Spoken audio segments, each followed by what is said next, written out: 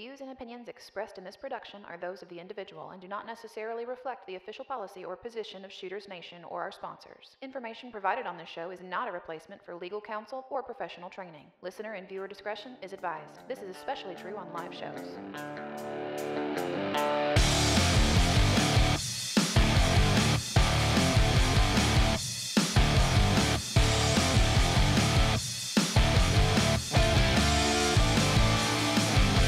Welcome to the Shooters Nation podcast, the show created for you, the armed citizen. Join our hosts and subject matter experts as we talk about guns and gear, practical training and knowledge, Second Amendment issues, and the firearms culture. Be sure to join us after the show at shootersnation.com and become part of the Shooters Nation.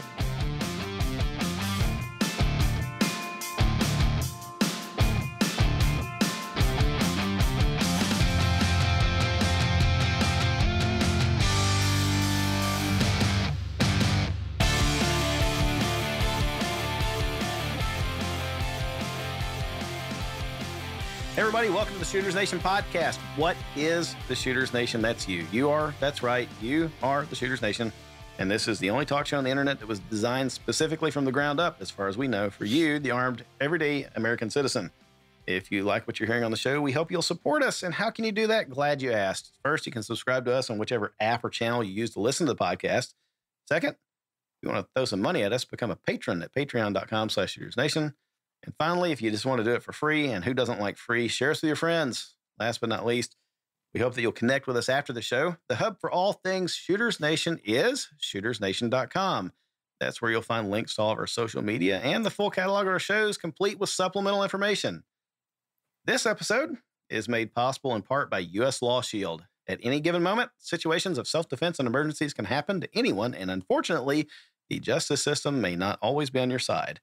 While you protect your family and property, U.S. Law Shield is there to defend you 24/7, 365. That's all the time, with the most comprehensive self-defense coverage at an affordable price. So we, Mark and I, use U.S. Law Shield ourselves, and honestly believe that having a good legal service at your disposal is quite possibly more important than carrying a gun in the first place. So don't set yourself up to win the fight for your life, but fail to prepare for the legal aftermath and lose everything that you were fighting for. Visit shootersnation.com/US Law Shield to sign up today and receive 2 free months on an annual membership. Mark, isn't that cool? We have a sponsor now. That's awesome. It is awesome. We kind of hinted that we were going to drop some sponsorship information there for the listeners, and by golly, we got one. Honestly, I think we could have done it quite a while ago. It's just a matter of us getting our boots to the ground and trying to do some work here. Actually doing the things that we said that we were going to do, like, David following up with people and emailing them and things that I generally suck at. Yeah. I'm pretty terrible with that. So much thanks to the U.S. Law Shield folks for jumping in there and backing us up. Got a great product. I like it. So anyway, I'm your host, David Yancey. And with me tonight is my co-host, Mark Lancaster from Squared Away Customs. Mark, how's it going, dude? I am doing very well. How are you? I am... you know what? I'm just going to phrase it like this. If this is finally the upswing, if I'm climbing out of the valley of despair that I've been in for the past 2 freaking weeks, I'm good. I'm really good. Yeah. It's been tough. Yeah, it's been I've had dramatic. Kind of a bird's eye view looking at what you've been dealing laughing with, a dumpster fire you got going on over there, and dumpster fire in my life. Pretty. Yeah. It's been like, if it could go wrong, it has gone wrong. So we'll talk about that maybe later when we got time. I don't know. It's just frustrating. Oh my God. And then over the past 24 hours, my pregnant wife, love her to death, came down extraordinarily ill with like the stomach virus and stuff. So that resulted in a trip to the hospital on top of everything else going on. So I'm ready.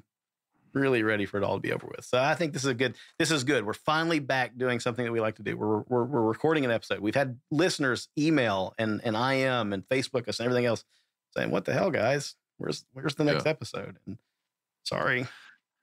Well, I was gone Friday, Saturday, and Sunday to the northwestern side of Vermont. And what the heck's up there? I did a 3-day carbine pistol class. Oh yeah, that's right. Our guest in there like throwing jabs already. I love it. This is gonna be fun. Yeah. So yeah. 3-day Yeah, pistol. why isn't he muted? He's not supposed to be talking yet. No, I don't know. This is fun. So, yeah. So you can't stop the signal now. That's right. You can't stop it. With a previous guest, hosted a class for up in northern Vermont, and Corey and I and some other friends went up and shot guns for a weekend. Looks good. That was awesome. That was Mr. Mike Cicino, correct? Yes, sir. Awesome. Yeah. Awesome. Yeah. And let me tell you, I ran the Zev gun, the did you? OZ9. Yeah. Yeah. And I'm hanging up my Glocks, and it's now going to be my carry gun. Whoa. Nice. All right. Very cool. Shot it really, really well. It's breaking in. It's getting all buttery smooth and wonderful, and I'm super happy with it. Yeah. So, well, very cool. more to come. So I've got laying in front of me right now the Glock G45 that I got from you, wearing the the Zev Orion slide with the RMR on it, which fits just perfectly on it, as one would expect, since it's a G19 size slide, and it's what the G45 uses. And lo and behold, I actually bought a second G45, Mark. I've got 2 of them now. It's a sickness. So that one's slide is off to guys are DP Custom Works to get milled and cut on and renitrided and all that other fun stuff. Because you need 2. I want one with iron sights and one without. I want one with a red dot and one that's just plain irons. So that was it. And the fact that I'm like slowly replacing a lot of my G19s. They're slowly disappearing and going to other homes. And I think I'm going to be down to just the Gen 5 gun that Orion slide is normally on. So, yep, I've turned the corner. It's no longer about the G19. It's now about the G45, but really the G17 length grip works a hell of a lot better for me than the G19 did. Who knew? I turned somebody else onto that this week, and they were like, "What?" Right. It's crazy. I mean, I will obsess over this for a while in another episode, but the way the grip fits my hand is just so much better. So anyway, there you go. Who knew that a full-size grip would actually work better for me? Anyway, that's it. So our special guest for this episode is Mr. BJ Norris. BJ is a world champion competitive shooter with over 20 top-ranked victories in IPSC. That's the one that we gave to the Europeans, I think. USPSA, Steel Challenge, 3-gun, and other shooting sports competitions. BJ is also the owner of Short Round Supply. You can find them at shortroundsupply.com, a retail source for the best selection on and price on magazines, optics. Almost forgot price. I mean, it's like great to have the best selection, but you also have the best price on magazine, optics, and cheap bulk ammo, driven with the experience of top shooters and instructors behind it. BJ, welcome to the show, man. Thanks for tolerating our intro there. Oh, no worries. Thanks for having me on. I appreciate it. I'm just glad you didn't mute me so I can heckle Mark. I mean, it's a value-added service. You're kind of doing what the audience sometimes probably wishes they could do, is heckle us both. So, yeah. Very good. So, BJ, everyone seems to do the podcast intro differently, right? I mean, we kind of keep it simple and conversational. Maybe help our audience get to know you a little. Your bio also said that you're a fan of bourbon, and it so happens that Mark and I are fans of bourbon as well. What's your go-to juice these days?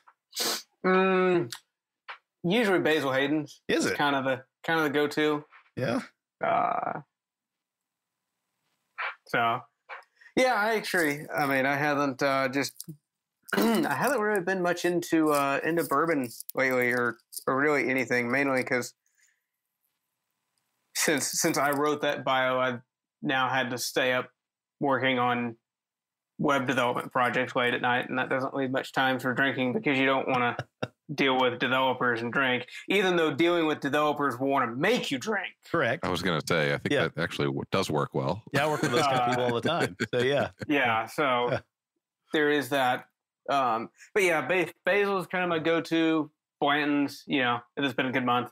Very good. The next thing you know, you're selling case lot ammo for 4 cents a round and losing your butt because you were drinking. Right. Crazy binge sale. Yeah. Well, the summer months, I don't know how it's been in your part of the country, but here it's been just stupid hot. And it's not been exactly the kind of weather where you want to sit down with a glass of bourbon. So, not at all. But yep. All right. Well, that's cool. we're going to get to know you on some other fronts here. That sounds ominous. It does. It does. Mark, I'm curious. Did the software give you the name John Knoxville when you signed in, or did you pick that for yourself? Yes. It did. Okay. Yeah. All right. Well, interesting. Trying a new software suite. So this is is interesting. All right. Well, cool. I feel all discombobulated. All right. Well, so BJ, tell us, man, you're definitely known for competitive shooting. How long have you been doing that? So next year, I'll be doing it for 20 years. So I'm on my 19th season right now, and 2020 will be 20 years. Holy cow! So I'm looking at you. I'm looking at your camera. You're not an old guy. I started when I was 11. So 11. Yeah, I'm 30 right now, and feel it's weird because I'm not. I mean, you mentioned I'm not an old guy, but I get out on the range and I look at a lot of guys, and I've known a lot of guys for 20 years, and somewhere along the way, as I've talked with a few friends of mine, that we kind of grew up together shooting, and it's like, somewhere along the way we became the old guys. When you look at like Christian Styler, who just won Open Nationals through USPSA, he's 19. So like I started shooting the year he was born. Yeah. Yeah. I mean, which is super weird. Yeah. Right? Yeah. Yeah. It's super weird for me. So what was it like getting started that early in life? 11. I mean, there's a lot of 11-year-olds that don't even show any interest in running around outside, doing anything. And yet at 11, you were shooting competitively, running and gunning. So what was that like?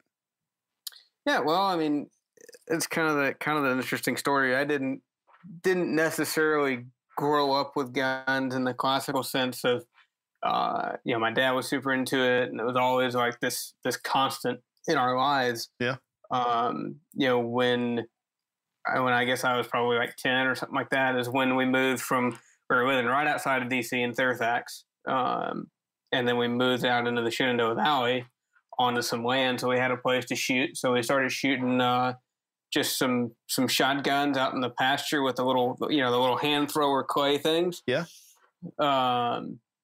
And got into that a little bit, and then we saw an episode, I think it was USPSA Nationals, of Jim Scouten's show at the time. Thought, hey, that looks kind of fun, and got into it from there, and just kind of grew up. It was me, my dad, my brother, and it was something that the three of us did together starting out, and just kind of as a group. My brother got involved in the volunteer fire department and went to school and all that stuff, and went to be a paramedic, and I just kind of stayed in the shooting industry and grew up, and I've kind of worked pretty much at every level of some kind, whether it be manufacturing or retail or now online retail, throughout the shooting industry. That is amazing. I mean, so I guess I don't know. I don't even know what I had in my mind would be the story there, right? I mean, it's like, did you come from shooting royalty or whatever, like as a lineage of competitive shooting? But you guys decided, hey, let's give it a shot. Tried it together, and then it didn't like just happen by magic. It happened by hard work and perseverance. But here we are, in 2019, and you've got quite a few accolades under your belt from competitive shooting. So that's pretty damn impressive. Well, thank you. That's just like you said, it's been a ton of hard work and dedication and lots of airline miles. Yeah. So, I mean, did it click Delta, for you? By the way. Well, yeah. I mean, so yeah, I think Mark definitely wants to ask you some questions about, companies and stuff that have been backing you. But, I mean, was it a surprise to you or anybody, around you when it kind of clicked? It's like, wow, BJ's got a natural gift for this. I mean, or did you kind of have an inkling and going into it that I'm pretty good with a gun? I don't know. I never really recall like a moment when it was like, this is the thing. I said it was just kind of like this natural progression of, I would say I got really serious about shooting in probably 2004 is when I got serious about it. I started shooting open in USPSA, which at the time, if you were a junior and you wanted to get noticed or do anything, you had to shoot open. It's not that way anymore, but definitely at the time that was the case. So I started shooting open, got sponsored at that time by one of the very best gunsmiths in the in the competition industry, Brazos Custom. Oh yeah, Bob, and to this day builds an awesome gun.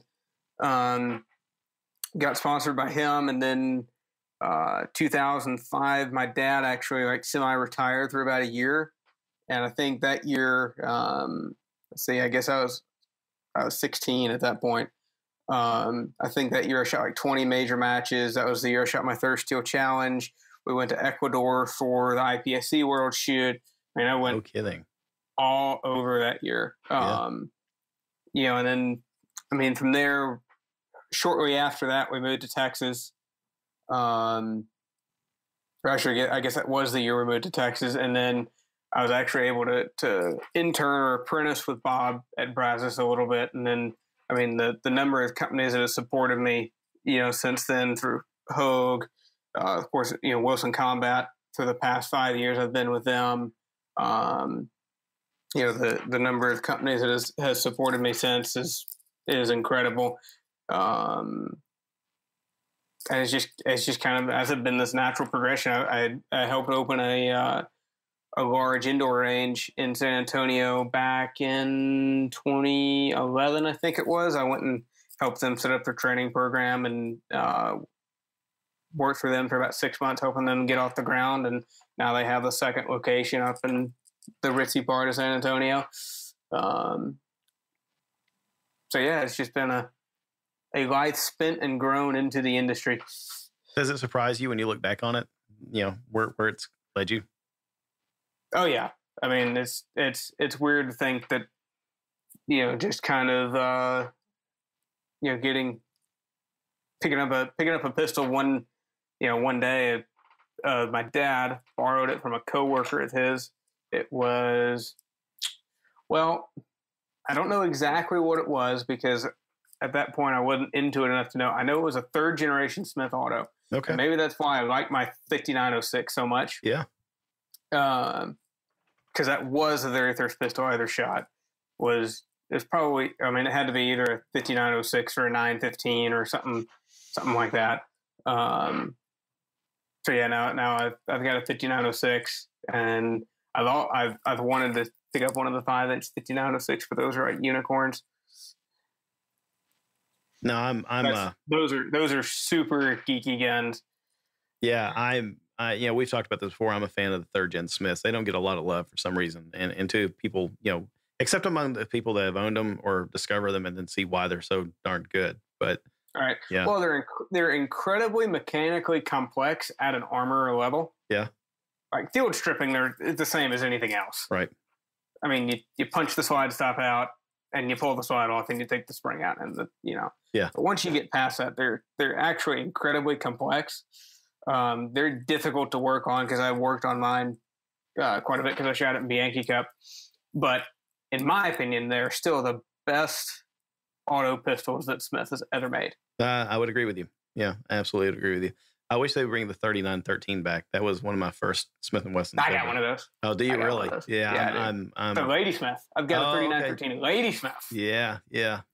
I had the 3913, the standard one. I've seen them for sale on Gunbroker a few times, and I've come really close to just splurging, for nostalgia's sake. But man, I freaking love it. I forget which Gun Rag Mag author it was that just raved about it back in the mid 90s, but that sold me on it. And I went and ordered one sight unseen and freaking love that gun. And like an idiot sold it.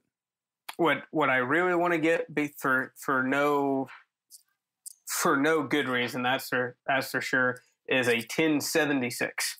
I am not familiar. It's a frame-mounted decocker. Okay. 10 millimeter. Wow. All right. Was that a police issue gun? Yeah. Okay. Yeah. Very good. So Mark, he just kind of rattled off some information about companies that backed him. You had some questions though. Yeah. No, I was going to touch base on at your level, you must be sponsored and who some of those were, but you just kind of mentioned some of those. But the next question I had, so like in the competition side of things, like what is your handgun of choice currently? Currently, what I've been shooting the most is a Gen 5 17 that has been taking a trip to the guys down there at Wilson Combat, and it's got a Delta Point Pro on it, trigger job. I've got one gun that has a Z trigger in it, and then the other gun that I just got, my blue one, actually has a factory trigger bar in it, but the trigger is as good or better than the gun with the Z bar in it. And Wilson did that completely, and I'm not sure what voodoo they put on it. But it is a phenomenal trigger that they did. So yeah, Gen 5 17 shooting carry optics. That it's a little weird with IDPA and USPSA. The IDPA carry optics rules are actually a little bit more open than the USPSA carry optics rules, because in USPSA they were based on production, whereas in IDPA they were based on enhanced service pistol, ESP. Okay. So in IDPA you can have stuff like mag wells. You could shoot a single action gun if you wanted in carry optics. All that's totally fine. But in USPSA, of course, it has to be a double action or striker fired gun, and you can't have any add-on mag wells or stuff like that. So I just have the one gun. I don't want to have 18,000 different guns for what is the same division. So I'm shooting the Gen 5 17 the most right now. It's enough that I've actually got two of them that are set up, I said, basically identically for that. And then, of course, Steel Challenge, I've got a 1911, a single stack 1911. They built me with full-on race gun type stuff. And then I am impatiently awaiting my X9 so I can achieve baller carry gun status. All right. So we're going to get down to one of our favorite questions at the end, and we are definitely going to ask you about what you carry. So it's not the X9 yet, but it might be. So we're in a bit. We're going to ask you, what's in your carry rotation currently. So we always like to center our episodes on a topic, and the topic this time isn't just all things BJ Norris, even though that could probably be a really cool, fun show, right? But I know it hurts, right? It's like a knife right in the heart. But specifically, except I don't have one. Except you don't. No heart. Oh man, yeah.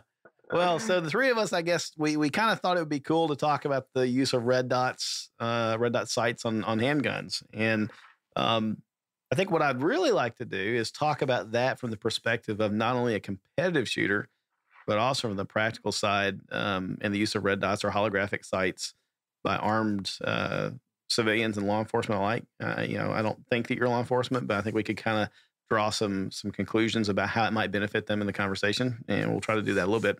And if we've got time, I'd also like to talk to you a little bit about how you feel that competition can help make us all better shooters and drivers of our weapons. Right? Oh, absolutely. Yeah, so that'd be fun.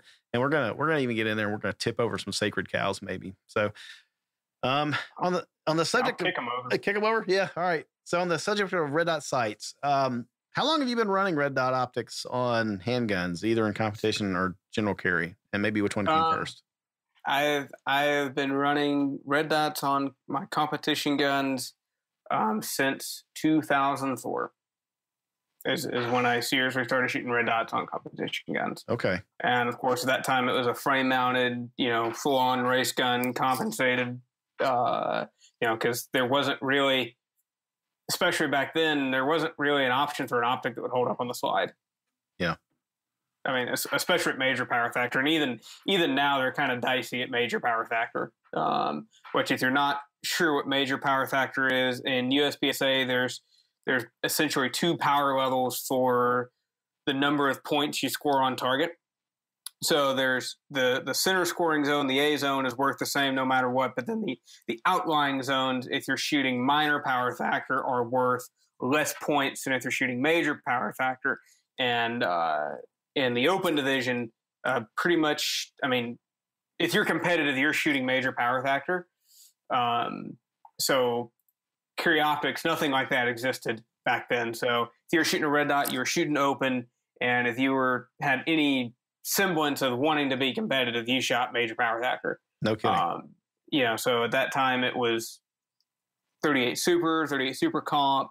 I said comped gun, full on race gun, frame mounted optic. At that time it was basically a Seymour, the old big old Seymour railways. Thank God we've moved past those today.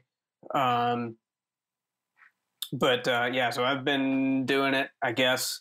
That's what, 15 years, and probably about 1 million to 1.25 million rounds. Wow. Red dots. Yeah. So, can you talk about what it was like acclimating yourself to the use of a red dot the first time you got in behind one of them? How long did it take to become comfortable with it? I'd have to say I don't really remember. I think what I can draw on, I would say, is my parallel or transition back to them. So, since until this year, when Carry Optics came about, I hadn't shot a red dot in a practical pistol match, if you will, USPSA or IDPA, since 2008. Okay. I was shooting red dots exclusively in Steel Challenge, basically in that time frame, that 10-year time frame. When I shot on Smith & Wesson's factory team, I clearly remember the last match was the IPSC World Shoot in Indonesia in 2008. And then I shot basically iron sights and everything except Steel Challenge up until this year when Carry Optics has really become a thing. Yeah. So I kind of had this transition back to shooting multiple shots on targets, because it's Steel Challenge. If you're doing everything correctly, then you shouldn't have more than one shot on a target. Shot transition. So, how long it took me to become, I guess, comfortable or readjust to shooting, a red dot in a practical setting. I mean, it wasn't a huge amount of time for me, a couple thousand rounds, before I felt like I was really back to where I should be. Okay. In terms of shooting it, I think, as far as general learning curves go, if you've never shot before, your learning curve will be way faster than if you've learned to shoot iron sights, probably in an incorrect manner, to then transitioning to a red dot. Right. Because what your mind wants to do is it wants to take all that junk you learned with iron sights and apply it to a red dot. Yeah. Yeah. And that's totally backwards from what you should be doing with red dot. Right. I find a lot of people doing that especially when they get the smaller dots. I've publicly stated the opinion, and I still stand by it, that red dots on pistols should be no less than 5 MOA. Okay. As far as size go. Okay. Because we're shooting pistols at pistol distances. Yeah. And what I find a lot of times happening when people are saying that they shoot better with the small dots is they're actually subconsciously using the window as a rear sight. Mm. Yeah. And their mind is wanting to center that dot inside the window, when, of course, that's not what you want to do. The red dot can be anywhere in the screen, can be anywhere, within that sphere, as long as it's in the right as long as it's in the correct place on the target. in relation to the target, where it is in the screen doesn't matter as long as you're using a halfway decent red dot, which if you're not using a halfway decent red dot on the slide of the pistol, you won't be using it for very long. Right. You just said something that I think, man, I've got to call that out for the listeners, because that is super important and maybe will help somebody as they're transitioning from iron sights to red dot. And that's, let me kind of paraphrase, tell me if I'm right. Basically, I feel like I've experienced what you're talking about with the small red dots, like the 2 MOA or 3.5 or whatever they are from Trijicon. The 2 I've got on a Hollow Sun. That small dot, instinctively, I want to obsess over the dot, even though I know I'm not supposed to. Right? I find myself looking at the dot like I would the front sight on a handgun, and focusing on it, with a small dot, and it just completely messes with me. With the larger dot, I can, for some reason, my brain goes back to looking at the target and focusing on the target and letting the dot just overlay itself. So, right. Well, and what happens too, right? So, if you've ever shot a really narrow front sight on a pistol, like an 80 thousandth front sight, the front sight will start to swim in the rear notch, right? Like you can't tell exactly. I guess it's supposed to be equal height, equal light, all that, but when the front sight is so narrow and takes up so little real estate within the rear notch, it starts to swim, and you start having a problem accurately defining where that is. Yeah. The same thing happens with a red dot. It's just the dot doesn't take up enough real estate on the screen, so you subconsciously want to make it stop and center itself. Yeah. Whereas a big dot, the same movement is still there. Yeah. It's just like a magnified optic. Yes. Right? Yes. If you have a low power variable on your AR and you put it at 1x on a plate rack at 50 yards, you're like, oh man, I'm rock solid here. And then you crank it up to 6 and you're like, I'm not. I'm moving like crazy. Maybe shake 6 times more. Right. And it's that all of that movement is still there. It's just that you can't perceive it. It gets in your head. It really gets in your head. Right. So if you're using a big dot, you can't perceive the same thing. And I've done a lot of stuff on this, and I had a buddy of mine who's an engineer draw it up and prove it out in SolidWorks. A 100 thou front sight at an average arm's length with an average sight radius. Yeah. Is roughly 12 to 13 minutes of angle. Oh, good Lord. Yeah. So it's gigantic. Yeah. It's the size of the bus. Right. And yet somehow we can still shoot accurately with those. Right. But I can't shoot accurately with a 6 MOA dot. That doesn't make any sense. Yeah. So I had experience this weekend in the class that I took. I was running the Zev OZ9. It's got the Zev suppressor height sights. It has a Trijicon RMR 3.25 MOA dot. And when I put the irons on, I had failed to Loctite them. So after about 1,000 rounds in a few days, front sight was getting loose. So in order to stay back on the line, I ran back to my tent, pulled off the front sight, went back to the line, holstered my gun, beep, first up command, pulled the gun out, and I could not find my dot. No kidding. And did it again, beep, couldn't find my dot. And when I trained, this may be right or may be wrong, this is what I was told, and this is what kind of worked for me. When I first went to a dot, I was trained that you still want to track your front sight, and then the dot will just appear, and then you'll achieve your dot, and you'll be able to go from there. And clearly that's what I'm still doing, because I could not find my dot without that front sight.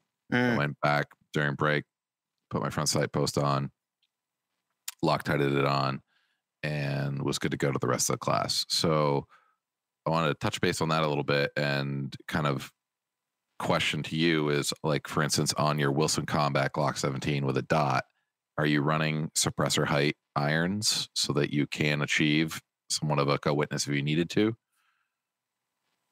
Nope. No irons at all? I have no irons at all. So I'm doing something muscle memory wrong.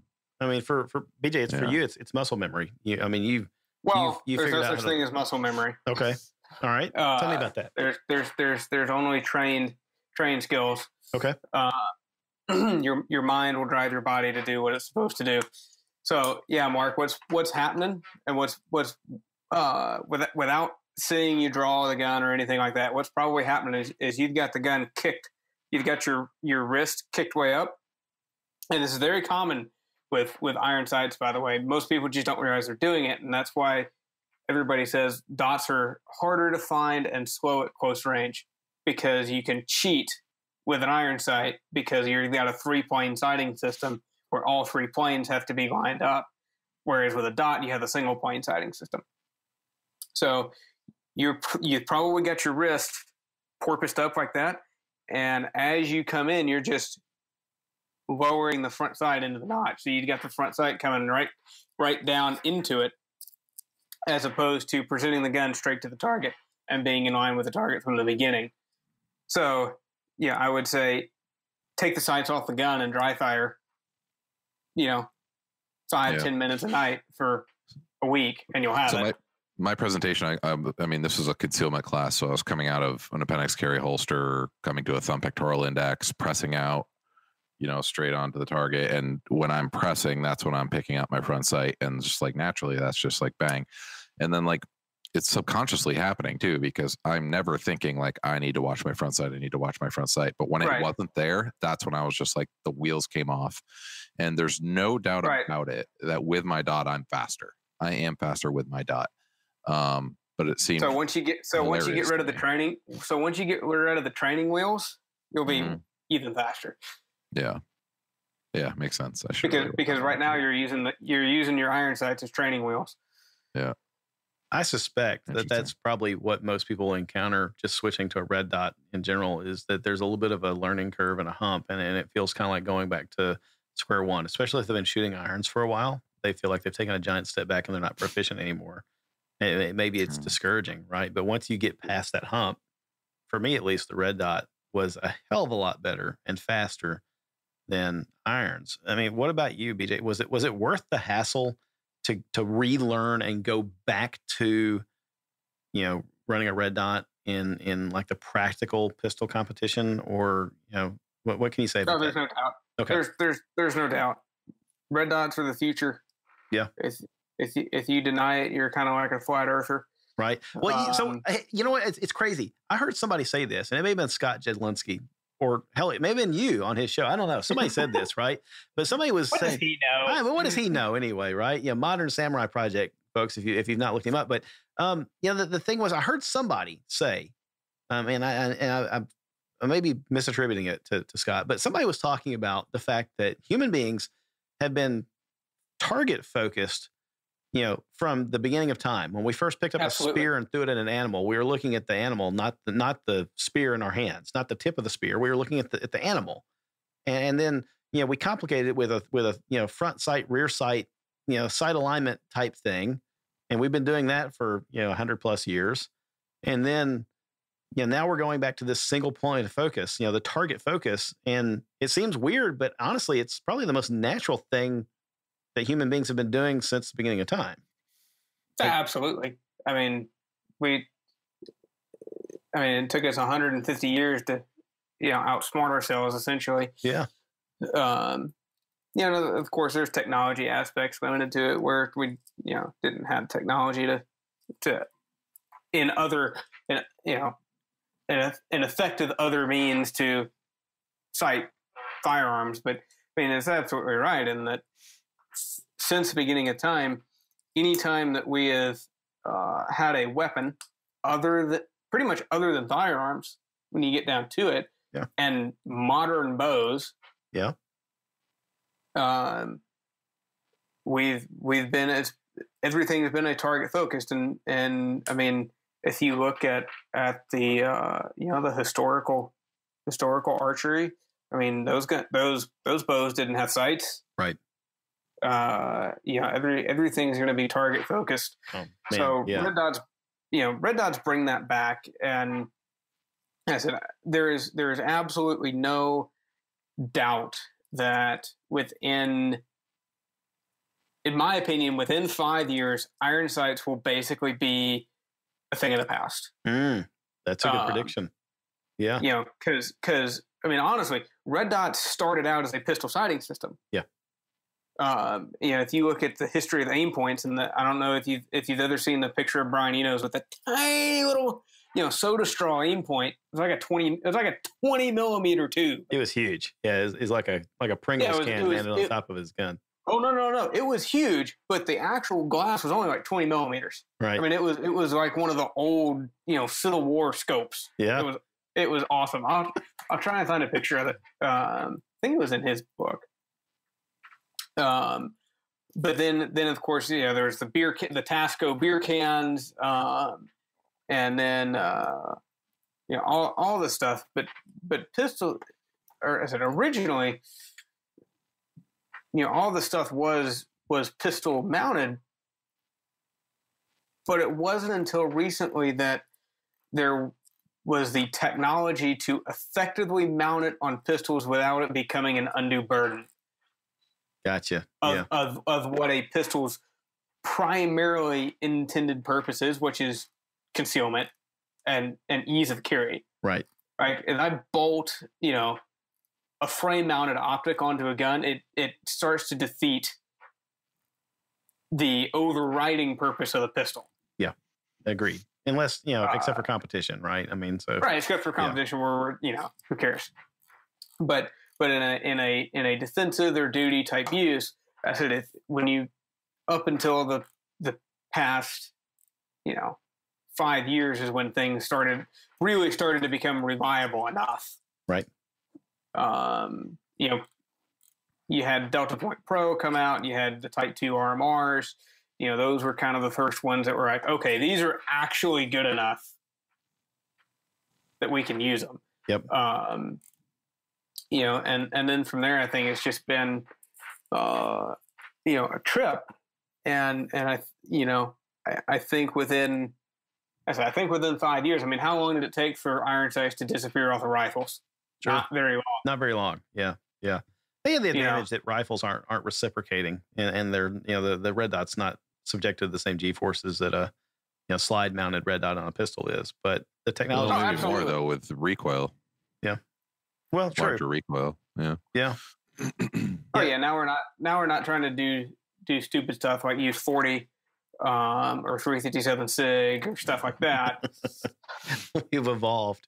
Yeah, this is true. This is fun, man. This is 40 is the 300 blackout of the rifle calibers. Oh my God, that's gonna start a fight. I love it.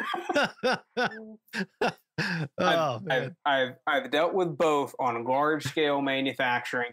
They're both awful. Oh man. Oh man.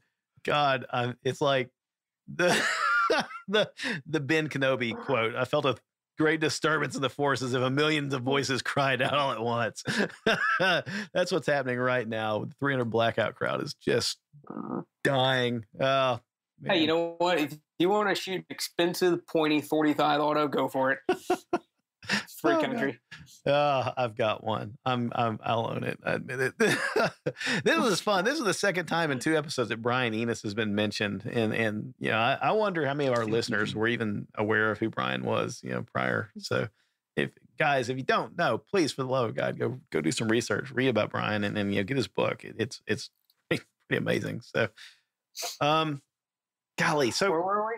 I don't know. I said we were going to kick over some sacred cows, but honestly, I think that the biggest thing that holds people back when they transition to a red dot is leaving iron sights on their gun. Now that's not to say I don't want to be misconstrued here. That's not to say that I don't think you should have backup iron sights on your duty or carry gun. Yeah. That's not what I'm saying. Okay.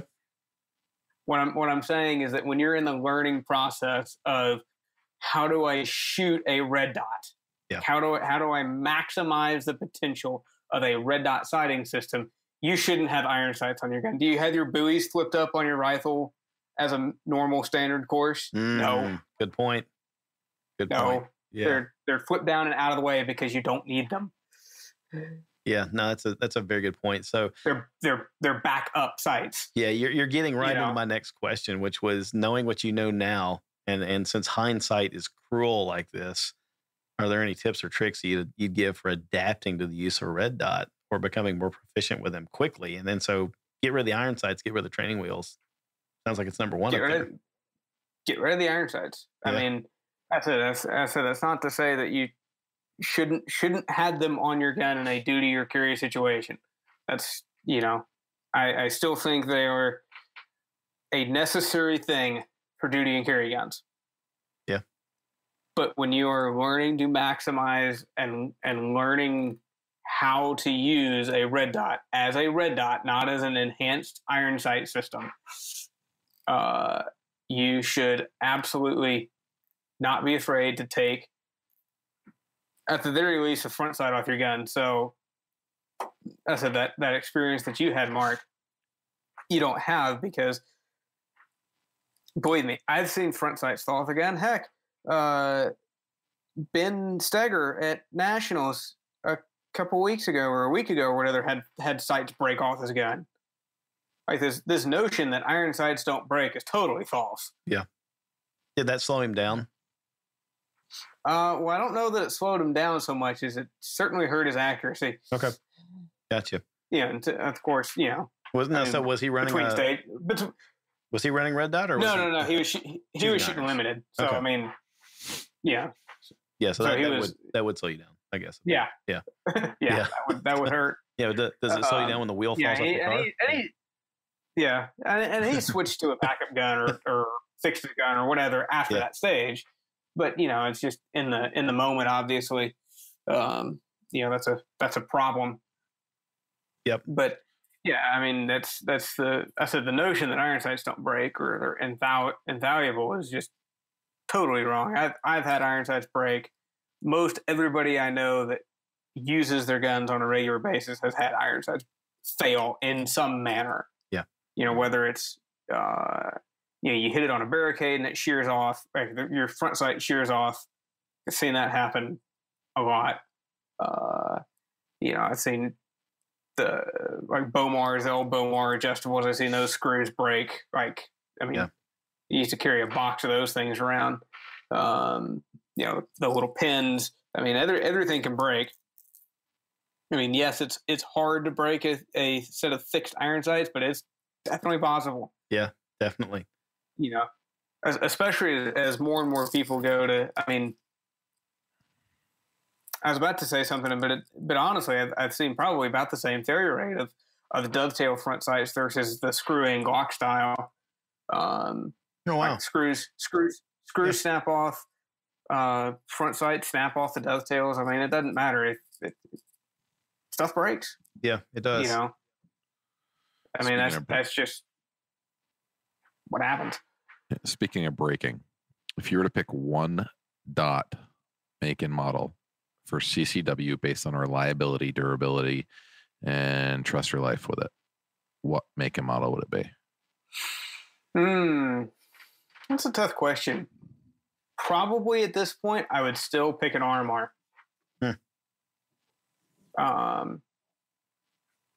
I'd still pick an RMR for that, and in fact, my X9 is going to come with an RMR. I mean, for Curie, I think a Delta Point Pro is good to go. I mean, I know a lot of guys who shoot a lot of guys. If you know what I'm saying, that use Delta Point Pro. Yep. Delta Point Pro has an interesting development history. I don't think I'm familiar. What's going? I mean, is that something you want to get into, or is that a rock better left unturned? It was directly developed at the behest of Army Special Operations. Okay. I mean, they drove the development of that particular red dot optic, and they use it a lot. Yeah. Okay. Yeah. I mean, I saw that. What is it? The U.S. Border Patrol's special operations type division, whatever they call them. Now that they're U.S. Marshal SOG. Marshal SOG. Okay. Yeah. Marshal SOG went to STIs and Delta Point Pros. Yep. Customs and Border Protection, both the OFO guys and the Border Patrol guys are doing a lot of testing on red dots right now because CBP has the new Glock 47s and 19 MOSs. Okay. that they're transitioning to, and both of those are optics ready. So there's a lot of the testing going on with the CBP firearms tech units right now as to what red dots are suitable for duty and carry use. That's awesome. I mean, it's good to see it filtering out.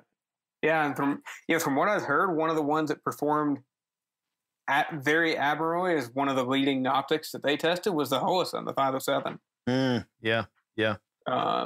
I just wish they made it with a pistol reticle and not a rifle reticle, but I recently picked up a 508, the T, and you can switch it to just the dot, but then it's the 2 MOA dot, and but then it's tiny. It's tiny, exactly.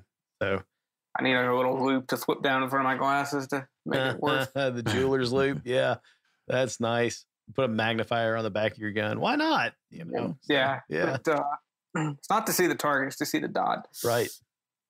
But yeah, so I've seen really good feedback about that. So I want to get one of those and test that. I said I've had really good luck with my Delta points. My original carry optics gun, I've probably got, I'd say, close to 25,000 rounds on it now, and it has never as much as gloss 0. Yeah. More than. I mean, I don't consider moving the scope two clicks in any direction losing 0. Right. Because that can be just me being OCD on any given day. Yeah. Like, oh no, I know this is going to make me shoot better. I'm going to move it. This thing is 1 minute clicks. I'm going to move it 2 minutes of angle, which 25 yards. That's a whole half inch, man. Right. I mean, obsessing over that instead of your own personal wobble zone or whatever, right? So right. That's funny. That's just some self-awareness there. Like moving it 2 clicks, that's a placebo effect. I can relate. One of our previous recurring guests and good friend Jordan Linscheid right now is laughing his ass off at me because of my OCD and I'm self-aware. So I'm guilty, man. Guilty. I love it.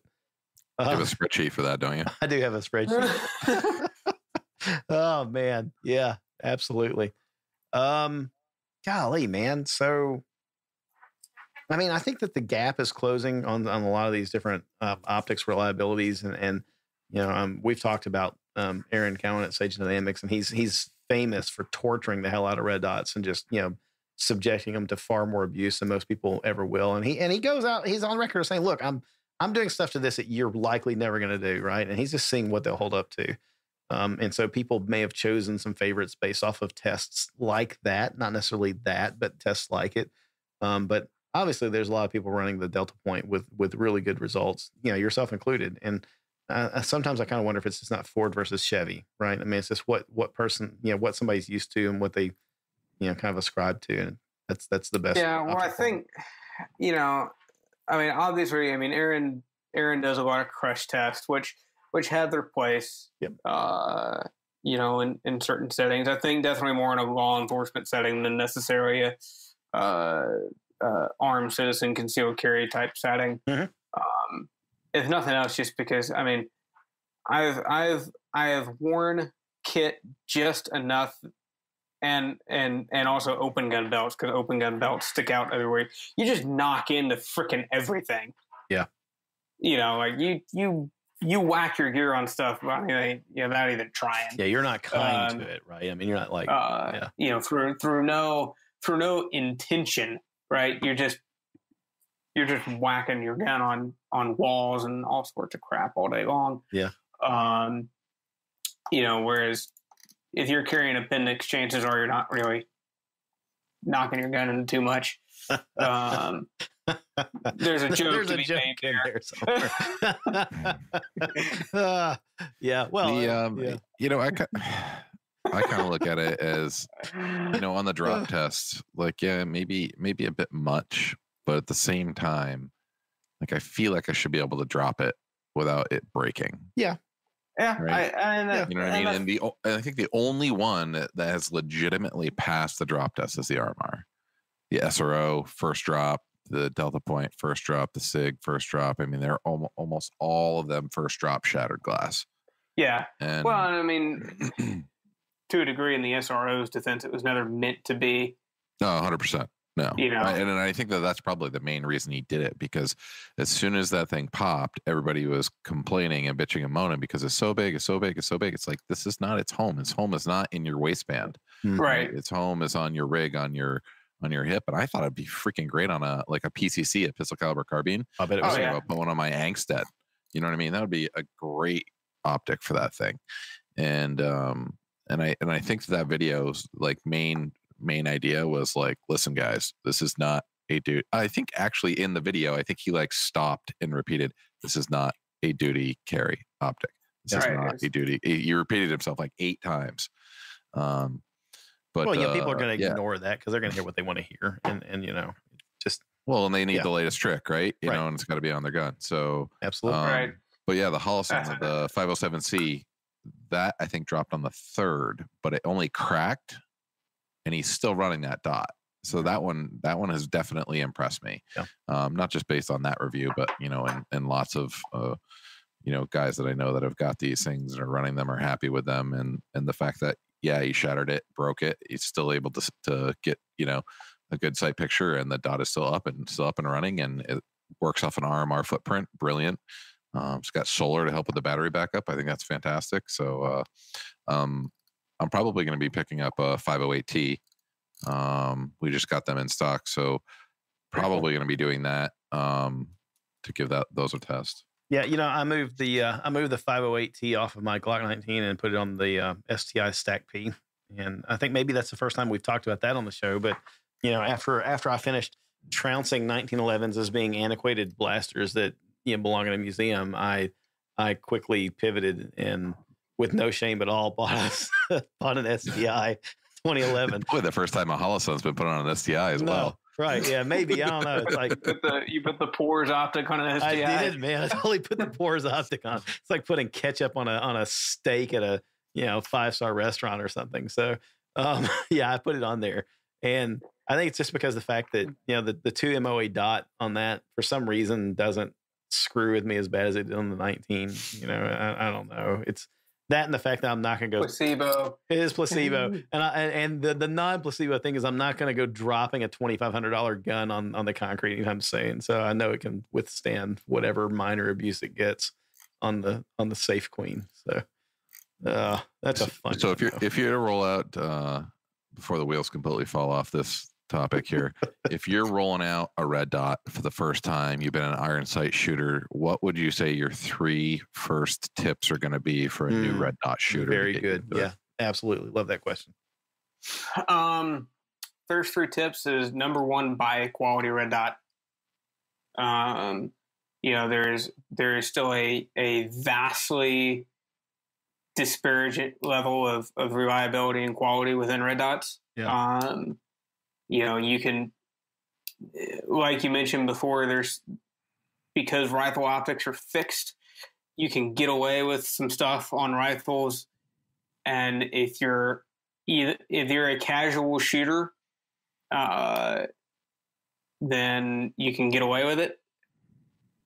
That's not the case on pistols. If you put a substandard optic on a pistol, it will fail. And that could mean a variety of things. It could fail either straight up, not work, not come on. It could not hold 0, or it could be intermittent. The screen could crack. I've seen back in the early days a doctor screen cracked from recoil. No kidding. On major power factor guns. Yeah. So I mean,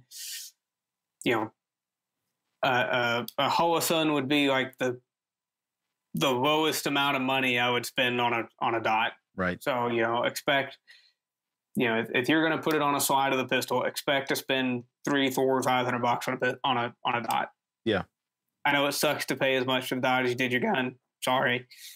That's just the way it is. If you're dot curious and you don't really know if it's the thing for you, but you still want to try it out, if you've got a 22 pistol, it's super easy to mount a red dot on a 22 pistol, so you can at least kind of get the feel for what it's all about.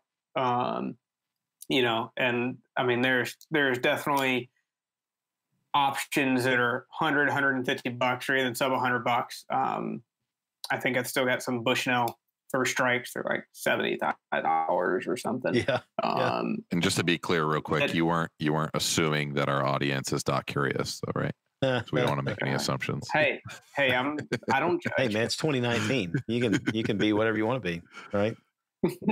No, I mean, so what you're saying is the $75 NC Star red dot, put it on your 22, take it to the range, plink at it, decide if you like it. But if you're going to put it on a reciprocating slide on your Glock, on your Smith & Wesson, on your whatever, spend some money, do it right. Spend some money, do it right. From there, make sure you dry fire. The mechanics required for a good presentation with a dot or iron sights are exactly the same. The difference is that a dot doesn't allow you to cheat your presentation. And the amount of time required to have a good presentation is the same. Spend 5-10 minutes a day dry firing out of your rig, and you'll have the presentation down, no problem. Strong hand, weak hand. I said all with iron sights, they allow you to cheat because you're having to align 2 points on a gun up to see the sights. Whereas that's not the case with a dot. So you do have to have, not in the sense of where you should be, but where from a lot of people are willing to put forth the effort. You do have to have your fundamental index just a little bit cleaner than iron sights, I said, because you can't cheat it. And then from there, have fun with it. And look at the target. That's, I guess we haven't really talked about that much, is,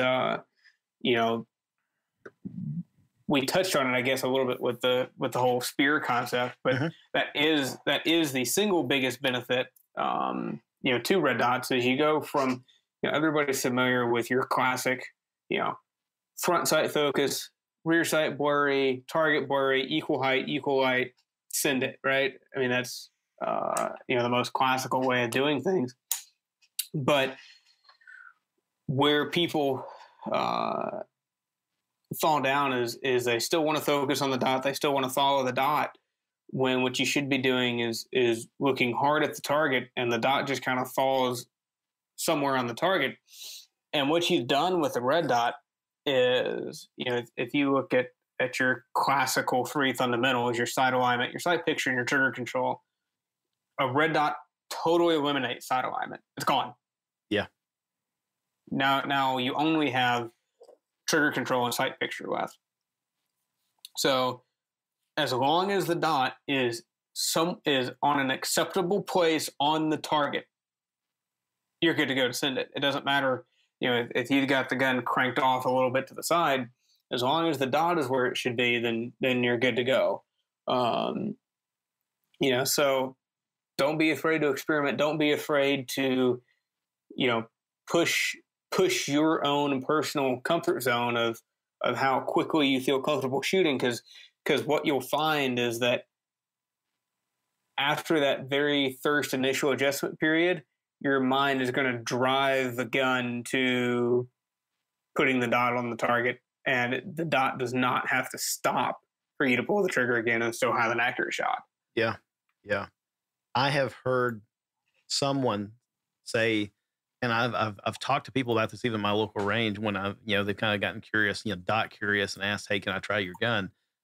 What I tell them seems to be working. And I just say, hey, look, you need to look at that target and focus on it as though it were a poster full of words. Like, you're reading a poem or reading a sentence, and you want that target in crisp enough focus in your eye that you could read the words. The dot, don't look at the dot. If the dot is sharp, actually, my experience is the dot doesn't get sharp until you focus on the target. If you're focusing on the dot, it kind of starts to blossom and bloom and all that other weird crap.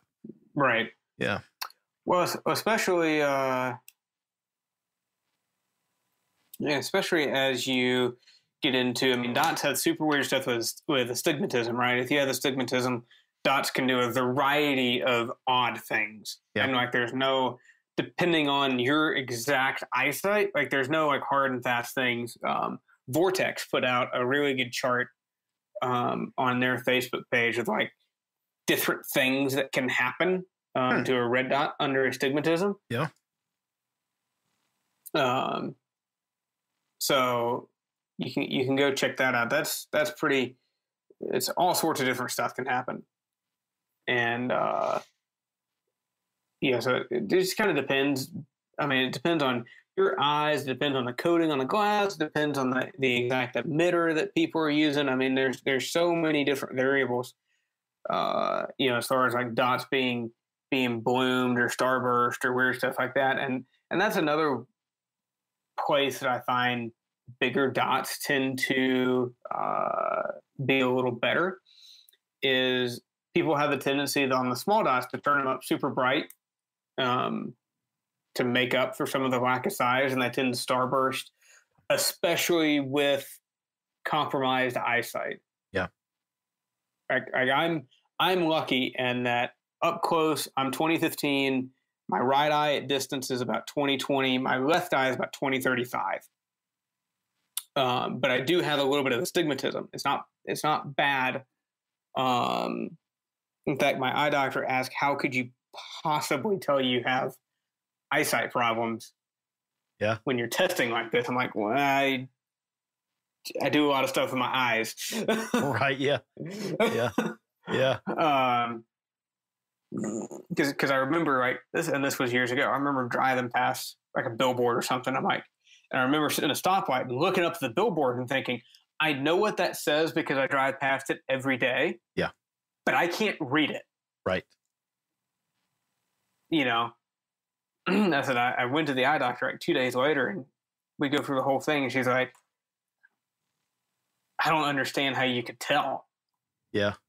Yeah. And we went through the whole, 1, 2, 3, 4 thing with the lenses, and she's like, I'm putting such minute differences in here. She's like, and you're able to tell instantly. I'm like, eyesight is very important for what I do. Right. Yeah. Yeah. Without getting into a whole lot of it with the doc. Right. Yeah. Oh no, she was super cool with guns. Yeah, okay. Cool. That's fun. But yeah, she's like, most people that I know cannot tell a difference, until like if they were 20/20, like they won't truly tell a difference until they get to like 2100. That's pretty awesome. I mean, that shows you the importance of good eyesight in what we do. And I'm kind of hosed already. So, oh my God. So I think, we've talked about iron sights enough at this point. I bet, the casual listener that doesn't have one yet on their gun, maybe their appetite for that's been increased, and they're kind of thinking, all right, you know what? Screw it. It's time for me to try a red dot and see if I really like it.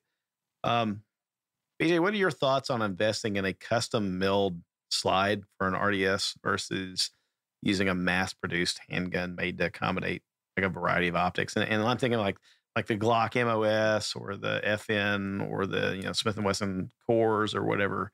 There's pluses and minuses to both. I think it's a fairly well-known fact at this point that the Glock MOS system is deficient in a lot of ways. Okay. The factory adapter plates are not that great because of the screws have the tendency to come loose. Gotcha. No matter how much Loctite you put on them, because there's just not enough red contact. Gotcha. And I'm actually working on a solution on that. I should have. Actually, need to ask about where the prototypes are. Yeah. All right.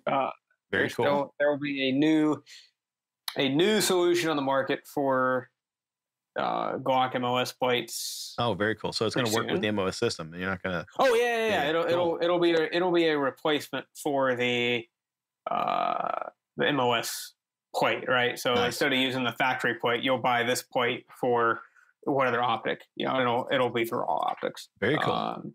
And specifically geared toward we're going to make a heavy duty plate for RMRs. It's specifically geared for LE use and duty use. Nice. That is way better than the factory plate, and also much better than the other aftermarket plates that are currently on the market. Like there's other aftermarket MOS plates on the market currently, but they still had their own issues. Gotcha. And where the guys that I'm working with we got it fixed. Very cool. I'll just leave it at that. So ostensibly, when this is released, it'll be available through your website, Short Round. Yep, as well as other places. Awesome. Very awesome. Yeah, I think that's very cool. I mean, so any other advantages you can think of though for like a custom milled slide, either like Zev and others, mass produced slides. So you're if we distill it down to plate system versus direct mill, right? There's a lot of advantages and disadvantages to both, really. The biggest advantage to a direct mill, and this is why I use direct mill on all my competition guns and probably always will, is number one, it gets at the absolute lowest, closest to the bore. So your mechanical offset and difference between your eyesight is the least. So the gun points naturally the best, if you will, because it's shorter. But I personally feel that the direct mill installations are more reliable. Okay. Because if you mill the pocket correctly, in the slide, the optic is supported on both the front and the back, which is important. You have however many locating bosses the optic comes with, those should be milled correctly. And you're screwing the maximum size screw essentially into the steel slide. So you can you can do surface prep correctly, you can Loctite it correctly. And there's nothing extra that can come loose or vibrate within the system. Yeah, you've got a lot more fastening forces involved there. Either the milling, it's sitting down in a pocket that's milled tightly to the dimensions of the optic, and more threads into the screws, etc. So yeah, right. There's a lot of advantages to it. Like I said, and if you never ever want to change optics, it's fine. Yeah. But unfortunately, we have not hit the point by living in the future yet where optics footprints are standardized. Yeah. Yeah. There's still two major ones and then one footprint that won't go away, if you will. And, which one is that? The RTS2 footprint. Oh, okay. Yeah. There's Delta Point, there's RMR, and then the RTS2 footprint just won't go away. Yeah. Here's the thing. I don't think any of them are particularly better than either one. I don't think there's any real functional difference. Yeah. In the footprints themselves. Right. And patterns. It's just, I just wish we just pick one and go with it. Yeah. I'm with you on that. So if you look at my Instagram, you'll see a picture I posted 2 days ago where it's like I'm holding my gun, a Delta Point Pro, and a SIG Romeo 1 Pro, which allegedly had the same mounting footprint as Delta Point Pro, but by mounting footprint, what they meant was screw pattern, not footprint. The footprint is different in the sense that the Romeo 1, the mounting bosses are completely different than the Delta Point Pro. Yeah. And I think that's the biggest downside to a direct mill is, at this point on my Curie Optics guns, I can't use anything but Delta Point Pros. Sure. So if something else comes out that's better, and there are optics on the market now that are arguably better, or not arguably better, that are better for what I am doing. The Romeo 3 Max, and I'm not a huge fan of the SRO, but it's an option. Sure. Like the SRO does not make me want to change from a Delta Point Pro. The Romeo 3 Max does. No kidding. All right. But my guns are direct milled. Yeah. So I'm kind of stuck there. Right. Or I can use a plate. I could get an adapter plate, but then I'm going to lose, my benefits, perceived or real, of using a direct mill installation. Plates, I think there's a lot of good plate systems out on the market. Wilson Combat has their plate system that they install on their guns, which is what my EDC, my X9 is coming with. Okay. And then like if you're looking for a plate for any gun, Springer Precision has like a plate for every gun. Scott does a really good job, and the nice thing about his is he actually puts a steel bushing into the plate. So yes, it's an aluminum plate, but what you're screwing the scope into is actually a steel bushing. Okay. So you can do a lot of the same surface prep and torquing that you can as if it were a direct mill. So his plates are solid options, and he's got dovetail mounts and like other options too. Well, you just brought up something that may be the gateway drug for shooters that are playing with it, and I would, from my limited experience of running a red dot now for about, I don't know, I guess we're going on a year and a half, trending towards 2 years. Like we said, if you're gonna buy a dot, do it right, spend the money. But you can always sell the optic. There's a good secondary market for the optic. If you try absolutely. It, it's like, this sucks. I can't get used to this or whatever. You can sell it. But if you mill your slide, you're kind of hosed, right? So I would recommend either buy a pre-milled slide from something like Zev or one of the other countless others that are doing it, or do the dovetail mount, put it in there. I mean, it's not going to be as close to the bore axis as it would be otherwise, but at least gives you a taste, and then you haven't permanently modified your gun.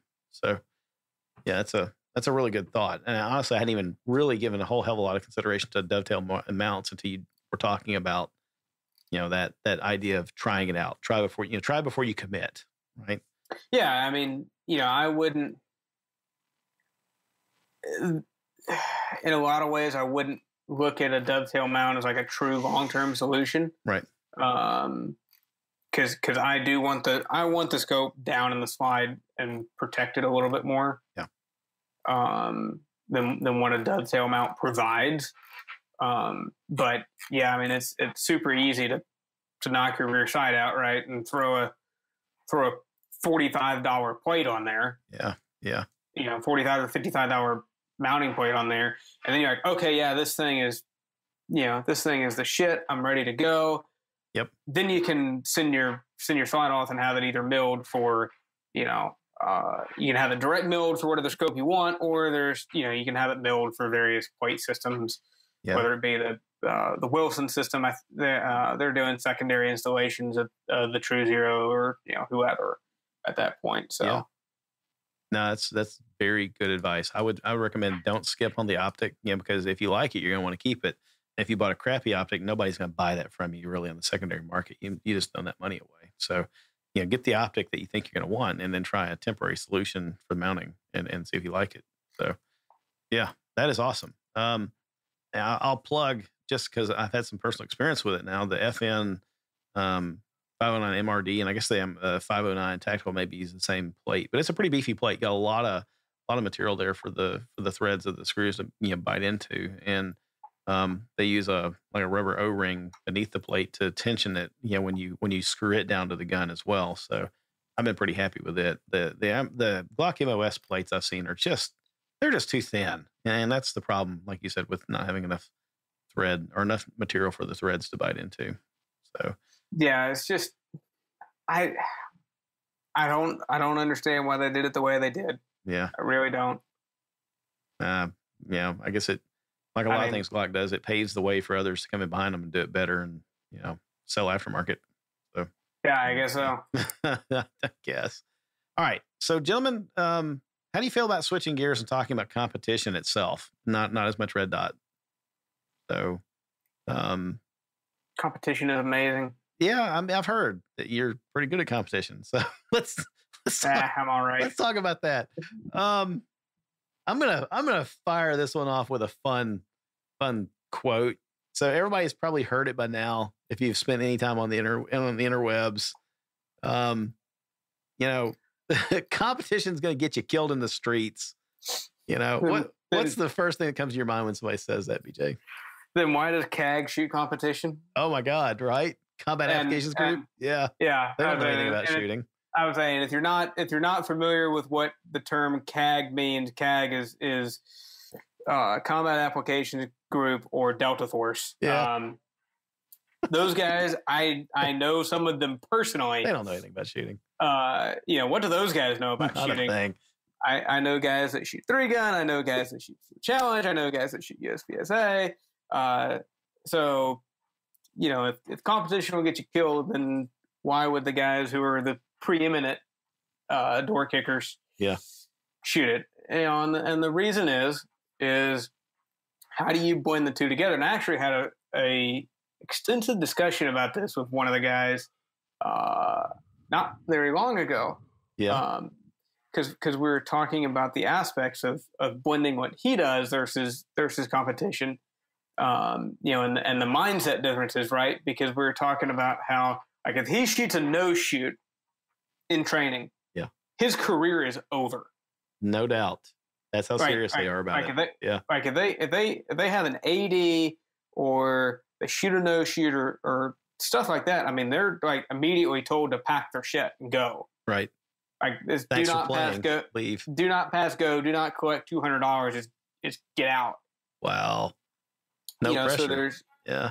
So there's and rightfully so, but there's a disconnect. Yeah. Within some of that of having that sort of standard and mindset will definitely limit your development as a shooter because you're never really pushing yourself outside of your comfort zone. So competitive shooting allows you to experiment, make mistakes.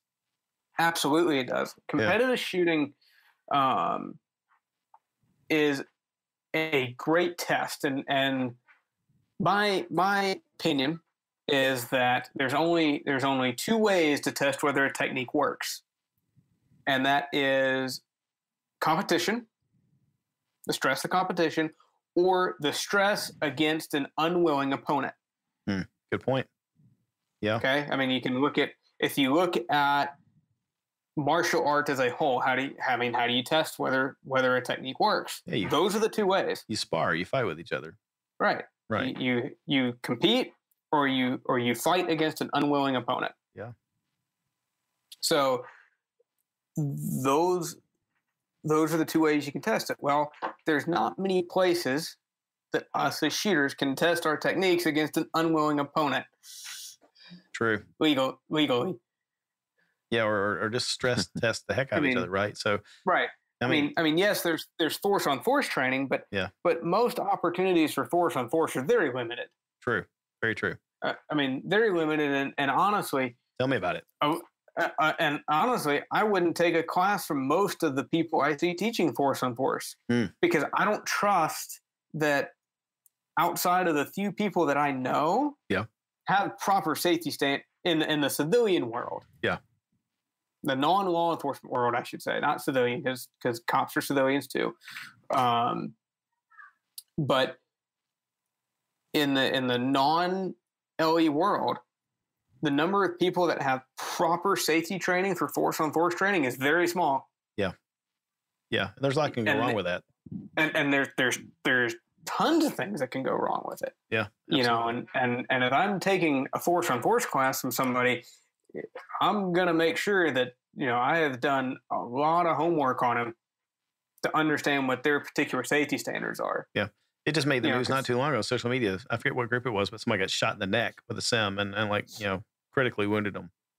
Yeah.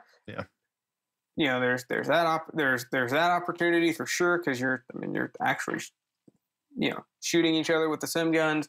There's opportunity to introduce live ammo into the class. That happens all the time, unfortunately, in law enforcement. I say all the time, and it's probably only once or twice a year out of all of the sim courses that law enforcement probably once conducts. or twice too many. Yeah, for the guy that got hit. Exactly. Yeah. Especially when it's something that's totally preventable. Yeah. It's totally preventable to stop live guns and ammo from being introduced into force on force. But yeah, so what you're left with is competition to test whether a technique that you're trying to apply is truly effective. Yeah. So we get into this thing, right, where it's you have to compete, and where you compete, I don't really care. I mean, you can shoot USPSA, you can shoot IDPA, you can shoot Steel Challenge, you can shoot 3-gun, whatever. I'm way past the point in my career of debating shooting sports. But like, if you're showing up to the range and figuring out whether your techniques work or not, then you're way ahead of the curve. And what you'll quickly find is that from a basic gun handling standpoint, yep, most people are highly deficient. I would agree with that. What I mean by basic gun handling is getting a gun out of a holster onto a target and placing 2 accurate rounds at a distance of 10 yards or less. I would agree with that. I would absolutely agree with that. Yeah. And through competition, you can come into contact with people who can help you. Nobody wants to suck. Like, let's be honest here. Nobody wants to suck. So when you find out you suck, you do 2 things. You either try hard and get better, or you quit. Yeah. We've talked about this, Mark. Guys, men, especially male shooters, we hate to suck at things. And that's a mind game. You got to play that with yourself and not lose it. Right. I mean, well, what I always go back to is, like in a class, or something, and somebody's pushing you outside your comfort zone, and you're doing something that you can't do well, and you're doing a really shitty job at. Yeah. It sucks to do that. It does. It feels terrible. Right? Yeah. But what feels good is doing what you're good at. Yeah. But what feels best is when you start doing something that you suck at and you see yourself getting better. Yeah.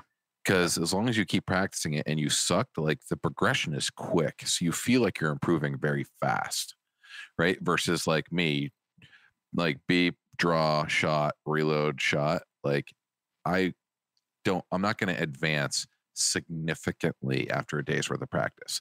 But if I'm doing beep, shot, draw, switch hands, shot, reload, non-dominant, like offhanded, something like that. If I practice that all day, I'm going to see a huge significant increase. So what I try and tell people is that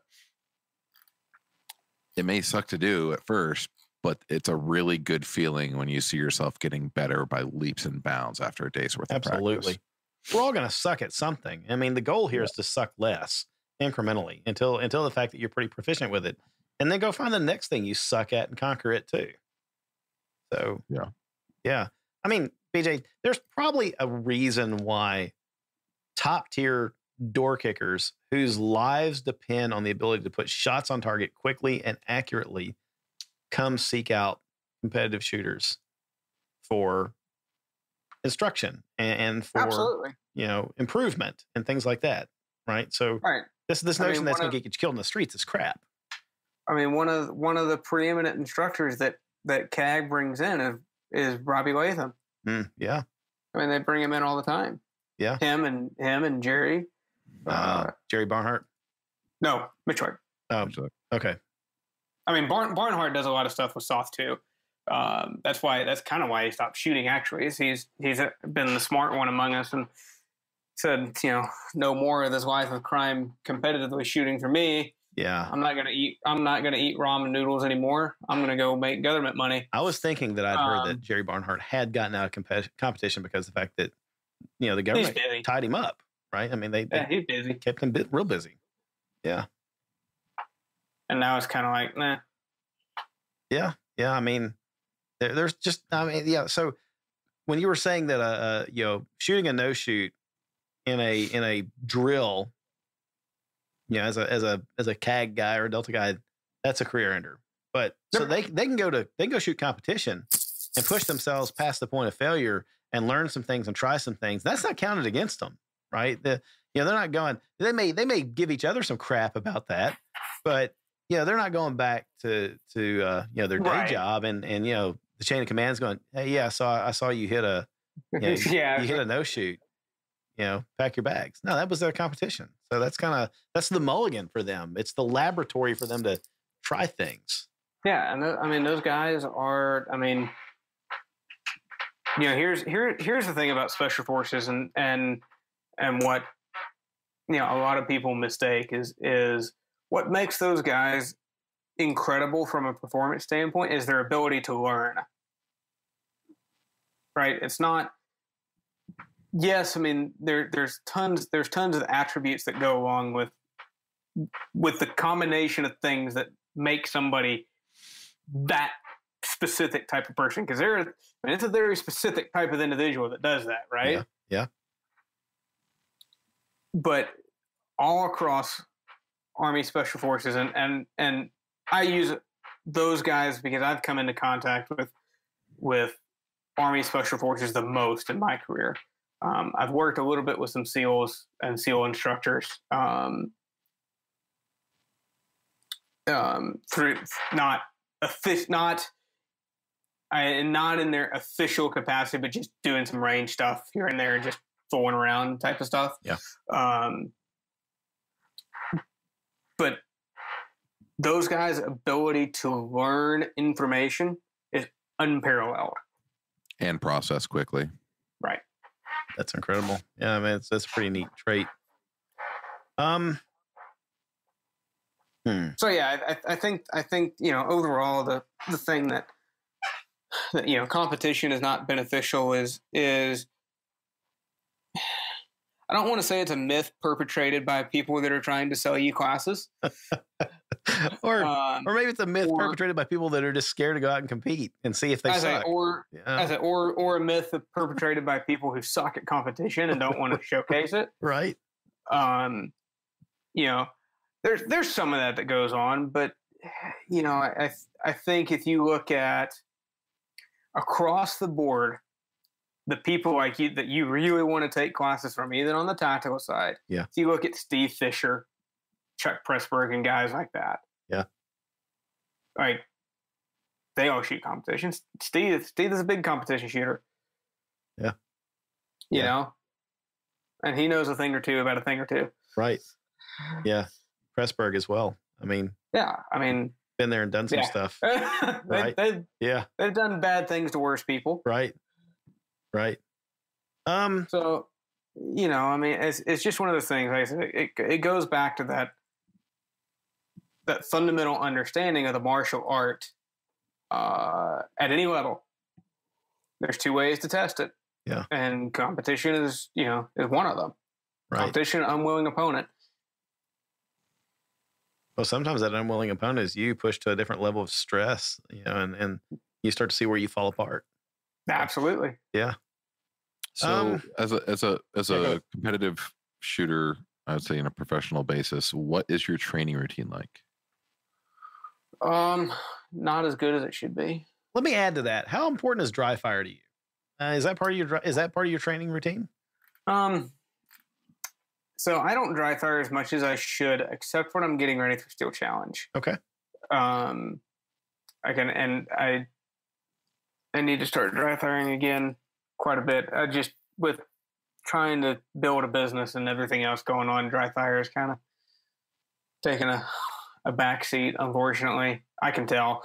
But training routine for me is actually very dependent on what I'm getting ready for. I don't shoot being up in Idaho and being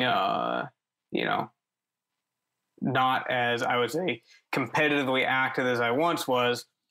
My training routine is not as, I would say, regular as it used to be. When I was competing a lot, I was out on the range 3-4 days a week, shooting 300-ish, 400-ish rounds a day each time I went. That's awesome. Now I'm much more cyclical in my training where like, okay, I'm got to get ready for this thing in 6 weeks. I better go shoot like every day.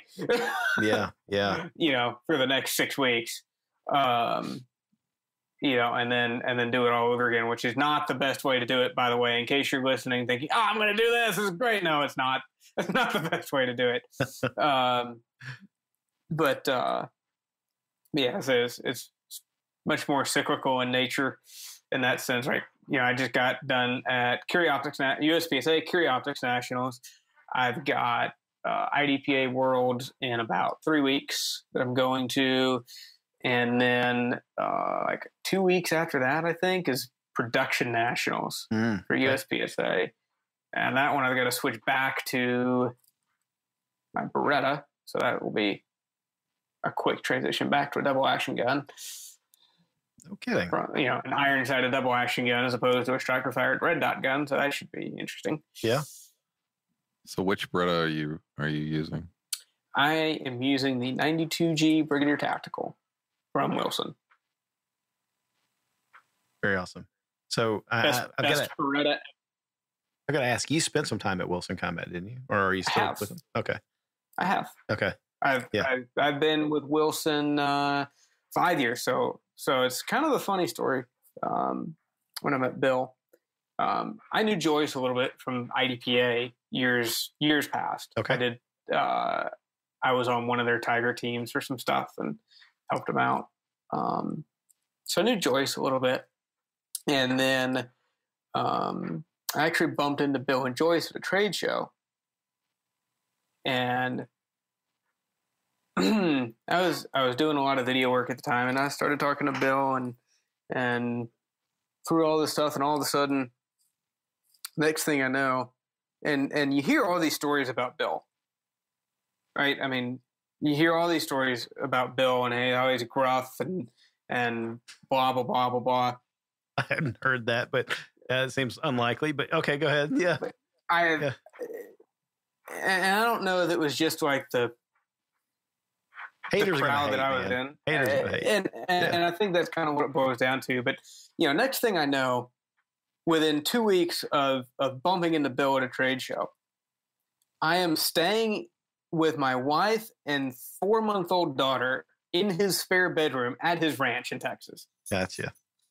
And it's just being involved with him and the company has been definitely one of the coolest experiences for me in my career. I said, what Bill has done and Joyce and the whole team at Wilson Combat for me personally has been phenomenal. And the things that we've been able to kind of work on and do together there have been awesome. Gotcha. They're phenomenal. Yeah. And here's what I can say too. I've had the opportunity to own a lot of custom guns in my career from some very, very good gunsmiths, people that I would consider the best. Right. So when I get a gun, the first thing I do is tear it down and just get nitpicky with it. Okay. The only guns that I have ever gotten that I would say are absolutely perfect are from Wilson Combat. No doubt. And I mean perfect from a, like, I can usually find like nagging stuff, like little tiny stuff with guns that are like, I wish they had filed that angle or blended this like, a little better. Okay. When I got my first couple of guns from Wilson, I could not find a single defect on them. And I was kind of able to experience that when I went and toured the factory and took some video there. And one of the other guys on the shooting team, Greg Martin, runs their final inspection shop. So Greg looks at every gun before it goes out the door. Every gun. And he was sitting there, he was working on a stainless gun. Or he was going through a stainless gun. Test fired, cleaned, ready to go out the door. And he's sitting there looking at it. And I see him pull out his little jeweler's loop and start looking at like the inside of the trigger guard. And I'm like, Greg, what are you looking at? So he pulls me over and hands me his thing. And basically, if you're familiar with 1911s, when the trigger bow rides in the frame, yeah, and you got to take a little stone and you got to stone the trigger tracks to get it nice and smooth. Right. Well, when somebody did that, they slipped or came all the way through the frame and nicked the inside of the front of the trigger guard with the stone. So you had this nice bead blasted frame, and then you had this tiny, tiny little nick where they had slipped with the stone. And he sent it back to be re-bead blasted because of that tiny little nick. That's attention to detail. Yeah, that is amazing. Absolute attention to detail. Yeah. That is, I mean, yeah, that's, you get what you pay for. I mean, a lot of people kind of, question whether or not you do, but when you're investing that kind of money in a handgun, you get what you pay for. Absolutely. Yeah. And here's what I'll say about Wilson. I mean, in terms of your legacy 1911 shops, Wilson, Les Bear, Ed Brown, there's only one that has really continued to grow, innovate, and evolve from a custom gun shop into a high-end boutique manufacturer. Yeah. I mean, Wilson cuts their own barrels, not from blanks. Like when most people say they have their own barrels, they cut them from blanks that somebody else has punched. Gotcha. No, Wilson punches them from bar stock. No kidding. Yeah. That's pretty damn impressive. That's some pretty heavy manufacturing equipment. Let me tell you. That is dedication to quality and controlling every bit of the quality from start to finish. That is somewhat fanatical. I appreciate that. Minor bit of OCD, and I appreciate that. Yeah, that's awesome. So thinking about competition again, and just the mechanics of it. Obviously, and this is kind of near and dear to me right now because I've been on this weird quest lately, and I've kind of gotten to a place now where I figured out really what's working great for me, particularly with Glocks. But everyone's hands are different, right? So we got different size, different strength, different grip strength, things like that. Are there any common tips that you can provide for developing a solid, stable, repeatable grip on a handgun of any make or model? I mean, what if you were to sit down like yourself and like, hey, I just picked up this new gun that I've not held before, and now I need to acclimate myself to this grip. What would you do to start developing a solid, stable grip, a repeatable grip on that gun? Well, I mean, my grip across most any gun is the same. Okay. How a gun, quote unquote, feels in your hand is more or less irrelevant to how you're going to shoot it. Agree with that. Yeah. And I think that's a hard pill to swallow for some people, I bet. It absolutely is. How a gun feels in your hand has precious little bearing on how you're actually going to shoot it. The biggest thing and where most people fall down is their support hand grip. I mean, so what I always try and do, and it's kind of difficult to describe in an audio only form, but I try and basically cam my wrist over so I'm pointing my thumb at the target. Yeah. Right. So, I've got, and I know you guys can see it here, but I've got basically, I want to draw a straight line from the tip of my thumb all the way back to my elbow. Yeah. You've rotated your wrist forward. It's the thumb's forward grip, almost Absolutely. to an extreme, right? So right, and you can apply that to pretty much any gun. And here's the other hard pill to swallow. A lot of people find Glocks uncomfortable because of the grip angle or whatever. Ergonomically speaking, they place your strong side wrist at an angle that is very conducive to controlling recoil. Yeah, they do. Yeah. So whether or not you like the way they point or like the way they feel, whatever, understand that there's a method to that madness. Yeah. He's already cammed your support hand forward so that mechanically everything's working in your favor, really. Right. That's it. Right, wrong, or indifferent. The angle that it puts your primary strong hand that's holding onto the gun, it's there for a reason. We can debate whether it's actually better, or better for performance than, say, a 1911 or something like that. But you can't argue that the base position that it puts your hand in is very conducive to controlling recoil, especially with a single hand. So that's why, like, my guns don't have grip reductions or anything like that. They're just straight up. They have the texture, but they don't. I mean, I don't have the humps cut off or anything like that. Gotcha. So a person really just spend some time getting to know their gun with it in their hand, take it out, shoot it, and see what's working for them. Right? Yeah, dry fire 10 minutes a day. Yeah. How about that? Yeah, right. It's cheap, free. Instead of watching Netflix. Right. What you got, Mark? You look like you're about to speak up, Mark. Yeah, I was wondering, is there any like on a range trip or a range routine? We've had some conversations here about going and having a purpose and working a specific set of drills and so on and so forth. Is there any drills that they're like for instance, like dot torture is a popular one, or some cold start drills, that sort of thing? Is there any sort of drills that you recommend that you like to use?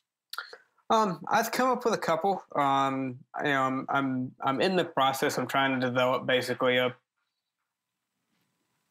I'm wanting to come up with basically a standardized book of the drills, geared specifically for red dots too. So dot torture is a good one. Depends a lot on your goals. I have one that I use quite a bit, actually, called the box drill. And basically what it is, I'll set up a plate rack, but you don't have to use a plate rack. You use a target. It doesn't, the target at what you're shooting isn't super important. It's not really a results-based drill. It's a process-based drill. In the sense of, the goal of the drill is very hard to actually measure out of the timer. And the goal, before I get too deep down this rabbit hole, the box drill is set up, it's a single target or a plate rack or things like that. And I'm going to start at 7 yards away, or 10 yards away. And on the buzzer, it does require a timer. On the buzzer, I'm going to draw, take a step forward, and fire 2 shots. So that's either knock 2 plays down or shoot 2 A's, whatever. And the goal that I want to have is that as soon as my second foot hits the ground, I'm shooting. All right, so I'm making an efficient use of my time and space. So I can draw the gun and be settled and ready to shoot at the time I'm done drawing. So I'm doing things efficiently and using time efficiently. So that's why I say it's a process-based drill, not really a results-based drill, because what your actual time is varies a lot depending on the shooter, and it isn't necessarily reflective of whether or not you're accomplishing the goal of the drill. But the reason it's called the box drill is I'll react to the buzzer, take a step forward, fire 2 shots, reholster the gun, reset, start another buzzer, take a step to the right, then take a step back, take a step to the left. So I've done 4 different strings, and ideally you end up back in the same place that you started in through those 4 different strings and 4 different starts. Your time should be basically consistent throughout all 4 strings. There shouldn't be a large difference in, your time is taking a step left or right or what have you. But then I said it's really effective to do, if you set up your phone and video yourself, so you can see whether you're hitting that goal of firing the shot as your second foot hits the ground. That drill is really effective because it gets you doing different things at the same time. Gets you moving, gets you doing some stuff. If you're on a range that doesn't let you move, then I have another drill, basically, and I think it's posted on Short Round. I'll have to check and send you guys the link, but it's called the Z drill, and I've got a target for it. But it's basically kind of like a throttle control type of drill. Where you got big circles and little circles, and you have to transition back and forth between them. And that's, and it's the nice thing about that drill is I've made it so you can print out the targets on 8.5 by 11. So you can just print the targets out at home and take them to the range and do your thing. So that's been pretty successful as well, especially if you can't move at your range, which a lot of people can. If you're at an indoor range, you can't really move. Right. And some of them you can't even draw from a holster, which in that point you just go ready. Yeah, yeah. It's as long as you're shooting, that's the biggest thing. I mean, because again, like draw is a skill you can practice in dry fire, right? True. Yep. Right? Absolutely. Right. Dry fire is very effective at your administrative gun handling skills, draws, loads, stuff like that. Yeah. It's not so great at actually shooting because you're not shooting. Right. Yeah. No, I absolutely. I've done a lot of just draw practice lately without even pressing the trigger for dry fire. I mean, just being honest with myself, am I on target? Is the site where I think it should be, etc. And just practicing that presentation, draw, presentation, draw, presentation, draw, presentation, not even hitting the trigger. So we've talked about you were just talking about throttle control, and that kind of maybe sets the stage for this next question. So just the tip, knuckle deep, riding, slapping, squeezing, trigger control, right? What else would we be talking about with those words? How important is trigger control in your opinion? I mean, are there any myths that we ought to bust on that? There's a lot, actually. Trigger control is one of the things that I kind of harp on the most. Yeah. Squeeze the trigger is totally wrong. When most people prep the trigger, they do it incorrectly. So yeah, there's a lot that goes into trigger control for me. And it goes into like what's the most common thing you hear when somebody's talking about trigger control? How often do you hear take up the slack? Yeah. All the time. All the time. Well, what's the pull weight on your Glock? Mine, I've mic'd it out. It's about 4.1, 4.2. Okay. If you take up the slack in that trigger, how much weight have you taken out? 0 generally. I mean, like a fraction of an ounce, maybe. Yeah. Right. If you take up the slack, even if you pull it back to the wall, basically, you've taken up less than a pound. Yeah. So now you've got a trigger that's 4.25 pounds on a gun that weighs less than 2. Yeah. Yeah. Okay. Yeah. So now, if you suddenly see your sights exactly where you want them, you're going to smash the trigger, and you're not going to apply the other 3 pounds that are needed to apply to get the gun to fire. You're probably going to apply another 4 or 5. Yep. On a gun that weighs less than 2 to begin with. Right. Right. So taking up the slack does essentially nothing for you. So I use what I call an activated trigger prep, where I want to actually press into the wall of the trigger. I want to put about 85 to 90% of the weight required to get the trigger to fire before I do my final sight picture confirmation. No kidding. So you're loading it up almost the tipping point of breaking the sear.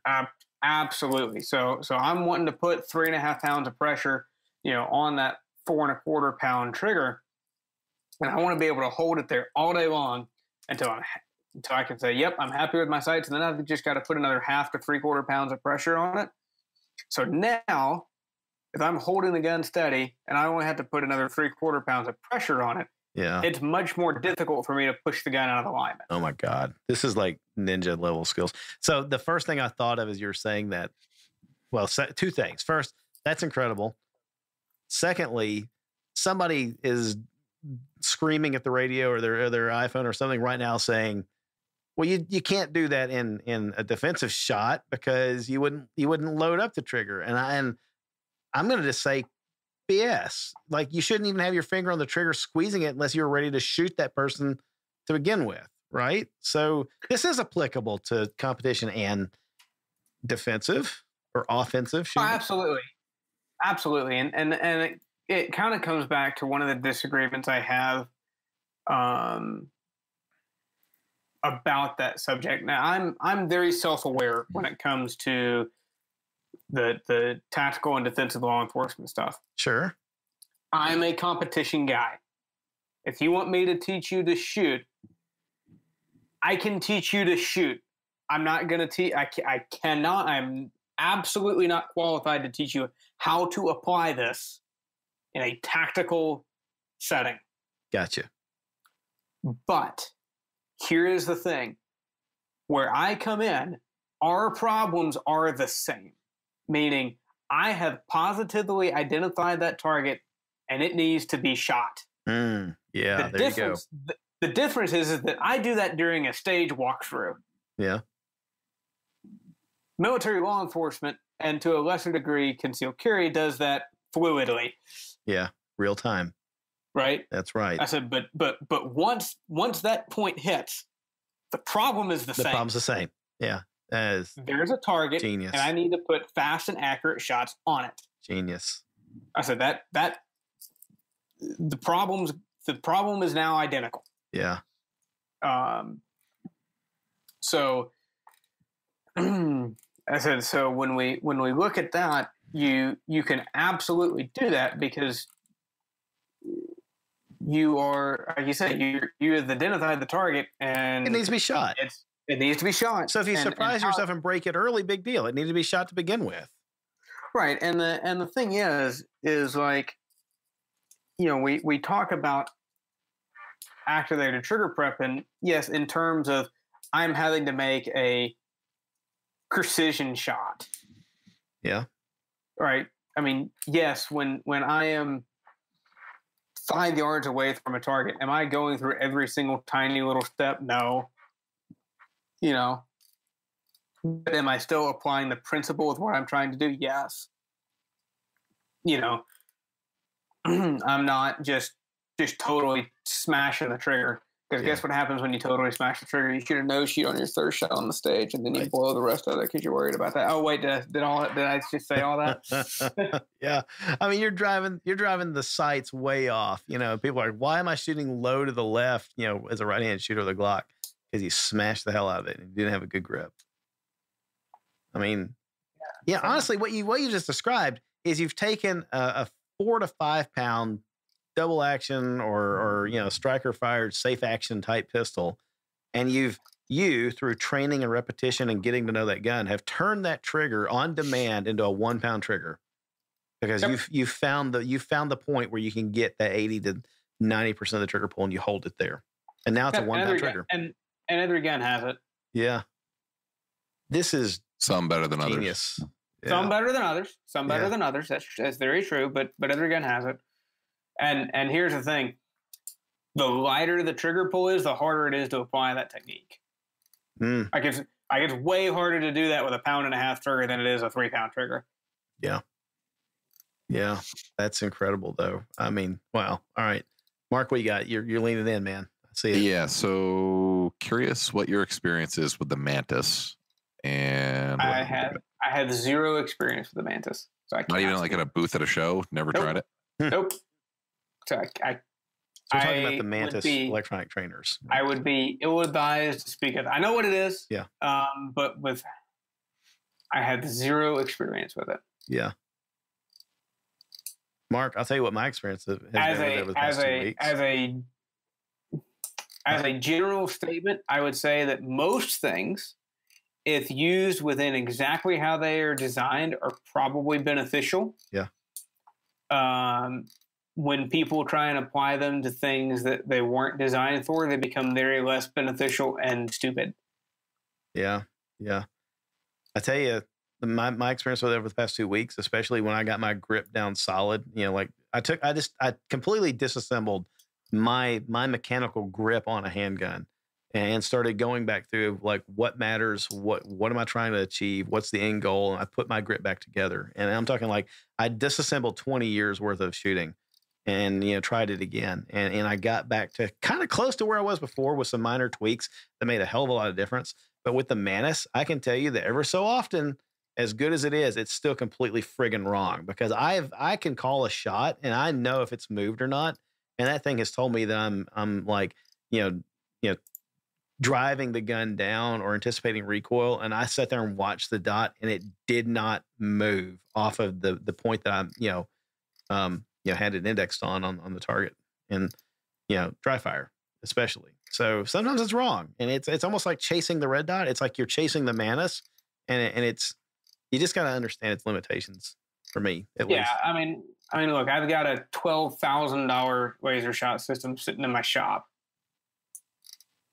It's very, very good at what it does, but it has, like anything else, it's got its limitations. Yeah. Like I don't have any of the recoil kits, so kind of hard to practice follow-up shots effectively. Yeah.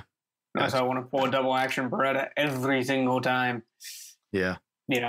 But what I found it was very effective was practicing one-shot draws for Steel Challenge. I said it's just one of those things of most things that I said if they're used within their design parameters are solid.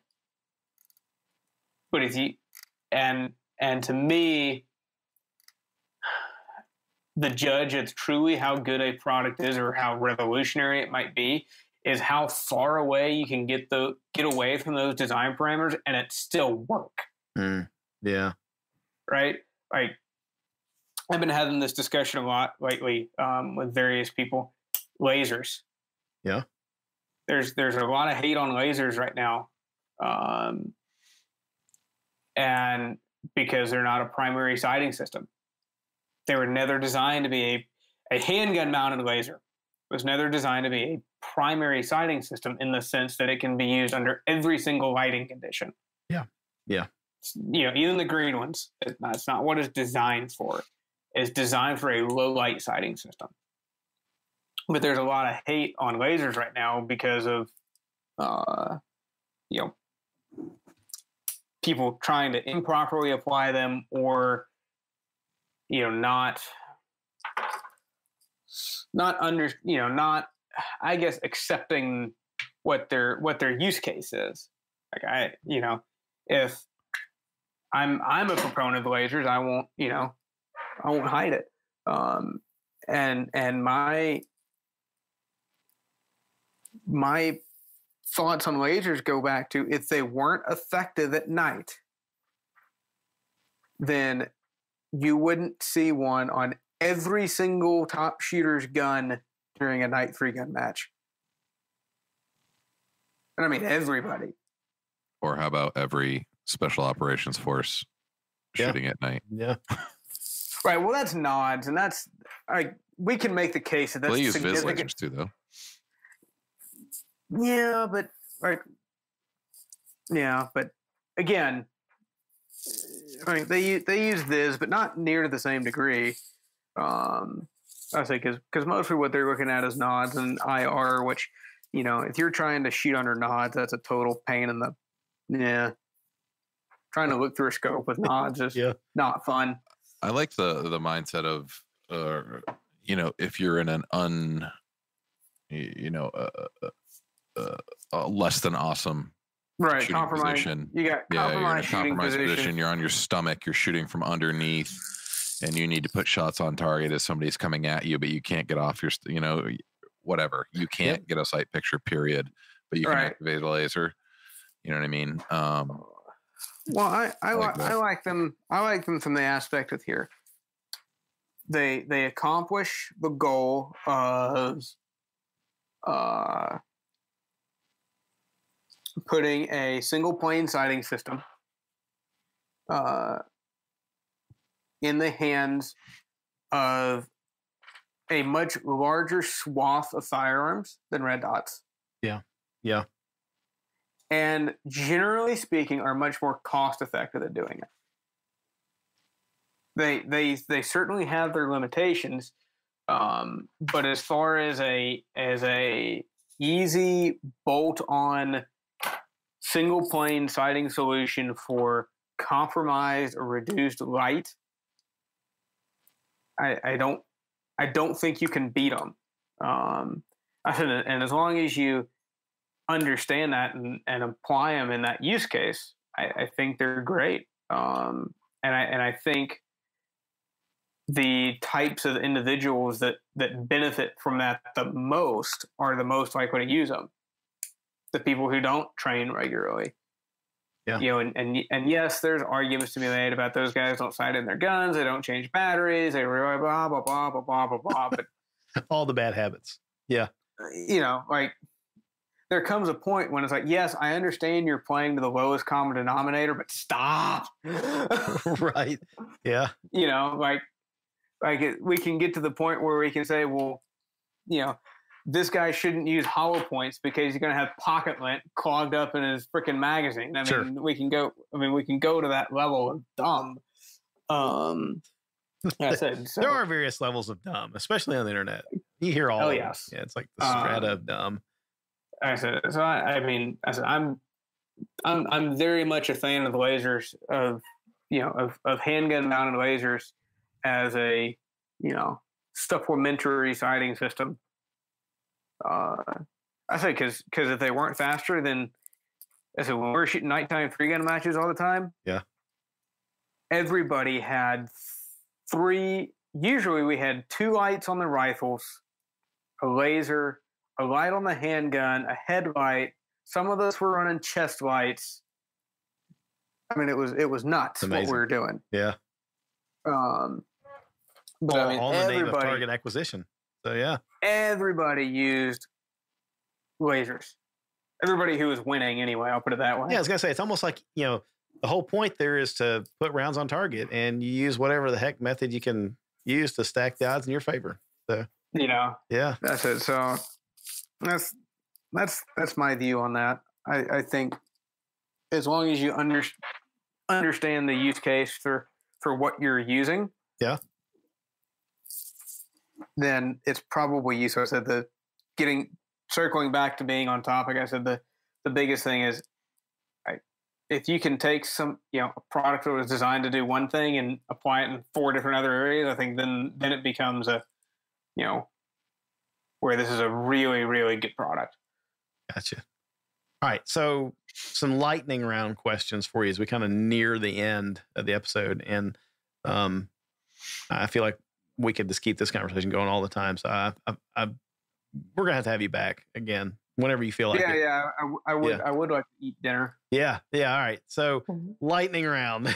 If you had to prioritize one over the other, which is more important to you, an effective grip on your gun, you know, the ability to get a good stable grip, or good trigger manipulation, which of those two is priority? Good trigger manipulation. Gotcha. All right. Mark, you want to do the fun questions that we always try to get to the end with our guests? One gun, rest of your life. What is it? That's a new one. That's a dirty one. That is a dirty one. Is it broken down into categories of handgun, rifle, or is it just one period? One gun. Wow. Brutal. You're an asshole. Going hard in the paint. Like went all in on this one. Yeah. I would, if I had to pick one forever, I would probably have to pick one of my Carry Optics G17s. Gotcha. Because it can do basically anything. Gotcha. So our listeners love to hear what our guest experts are carrying for self-defense. Do you have one in particular, or does it depend on the situation? Right now, predominantly what I am carrying is a 365. Okay. And I've been, if you follow my Instagram, you'll see I've posted a lot of videos of me shooting it. Gotcha. Yeah. I've had a really good time with it. Actually. Standard 365 or the 365 XL? Nope, just a regular 365. Gotcha. And I can shoot it probably about 85, 90% of what I can shoot with full-size guns on basic drills, not like big field course stuff or super extended distances, but 15 yards in, I can shoot it probably about 80% of what I can shoot my full-size guns. Man, I just cannot believe we went like with one gun for the rest of your life ever. Only one, Mark. Good Lord. Yeah, it's like picking your favorite child or something. Yeah, I know what mine is, and it's definitely not a pistol. Yeah, probably a 300 blackout. Yep. Is it really? Well, No. here's the thing though. You can't conceal. Yeah. That's why I asked the clarifying question. You don't need to if you got a rifle. Oh my. Yeah, I asked the guy in Walmart how that turned out when he got thrown out. Yes. Oh man. The way I look at it is, if you're stuck with one gun the rest of your life, you're more than likely going to be in a situation that's like without rule of law, and total apocalypse. I'm going all around. Why the hell do I only got one gun? Right, 10.5 inch SBR. Oh man, I love it.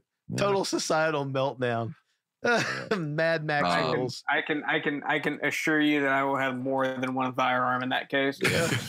But you can't. I just said one. But I'm making the rules of our imaginary scenario. The rest of them were lost in a tragic boating accident. Oh God. All right. Before we wrap up, why don't you give us a quick elevator on short round supply? Yeah, definitely. Yeah, short round supply. I think the biggest thing that we've got going for us is speed. I've got a lot of experience. I worked for an ammo company for a couple of years in a pretty high level position, and one of the biggest challenges I faced there was shipping. Not only we had some organizational issues that drove shipping times from a standpoint of getting the product to the carrier, but also because we're in northern Idaho. If you lived in Florida, it was a 9-day transit time. The slow boat. Dude, Yeah. It was awful. If we put it in UPS in northern Idaho, it was 9 days to get to anywhere south of Orlando. And I kind of thought that was awful because, of course, ammo has to go ground. So when I started short round, we set it up to be, driven around having great prices, but our specialty being what we call the supersonic shipping guarantee. And that is basically if you place an order with us, if it's complete and good to go, there's no problems for any reason. If you live in Illinois and I need to get your FOID or whatever, but once you have the complete order, we're good to go.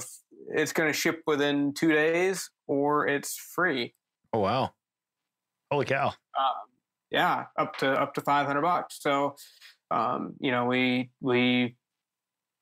put a lot of effort into making sure that we ship stuff out, on time when you need it. And where we have the stuff positioned in the country, we can hit about 80% of the U.S. population within 3 days of the ground shipping.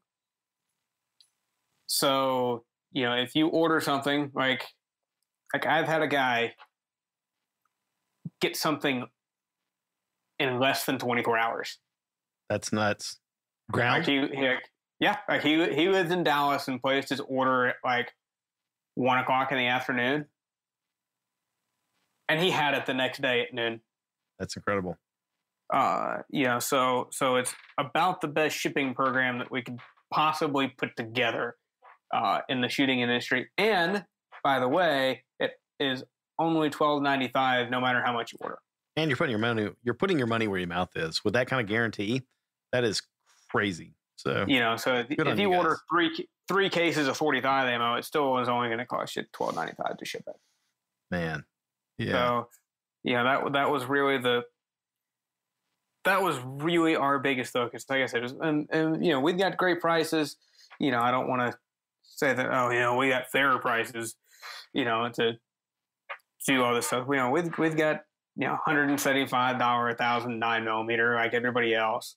But where we really try and develop ourselves is put a lot of effort into the technology side of the business and utilize modern technological advancements in e-commerce, which if you hadn't figured it out by now, the shooting industry tends to run about 15 years behind most everybody else. Truth. Yeah, very true. Where we're using, modern modern software solutions. Like Dave Chappelle says, modern problems require modern solutions. Yeah. So, that's where we really put a lot of focus and effort into, when you order something, you're going to get it fast. It's awesome. So, I mean, that's really the elevator pitch, it's small startup business. I love your support. My kids would rather support. Do I need to show a picture of my kid? Look at that, yeah. Get the starving kids in there, yeah. Yes. Yeah.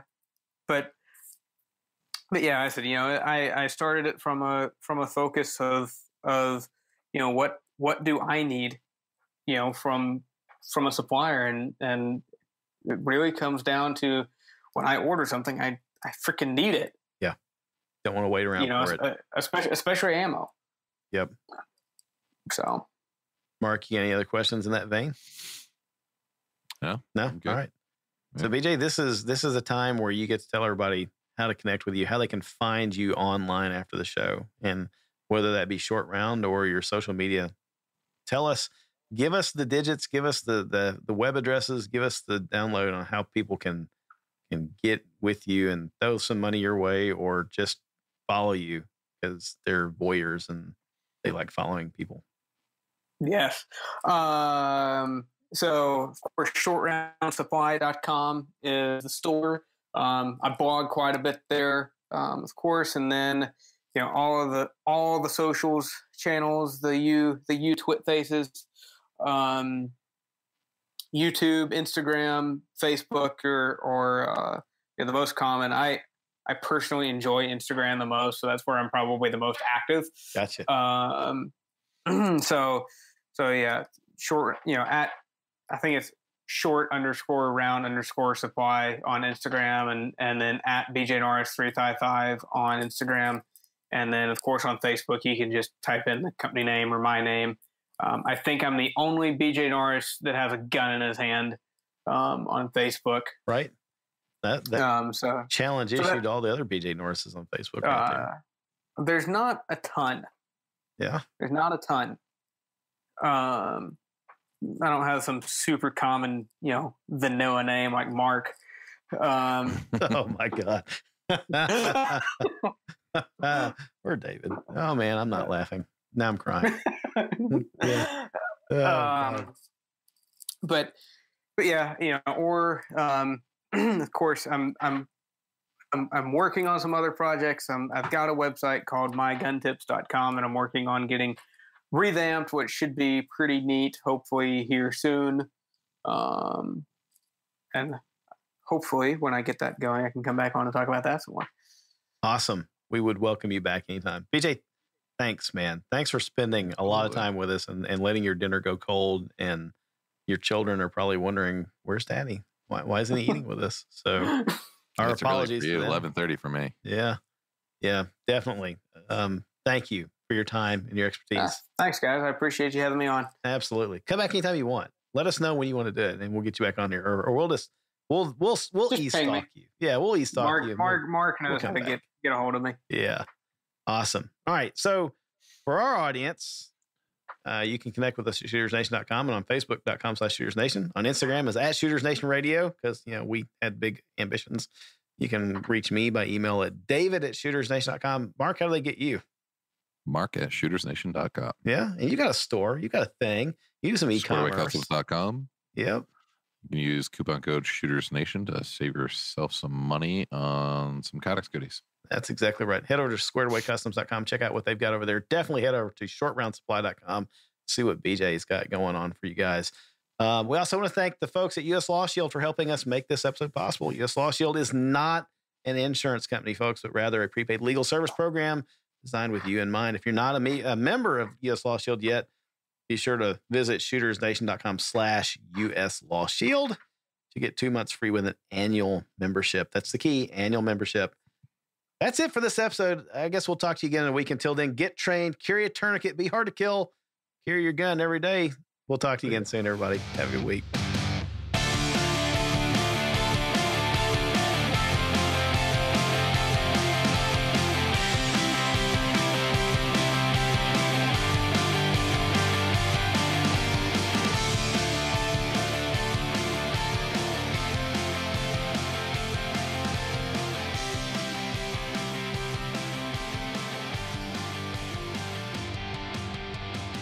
The preceding segment was a production of the Shooters Nation podcast. Visit us online at shootersnation.com.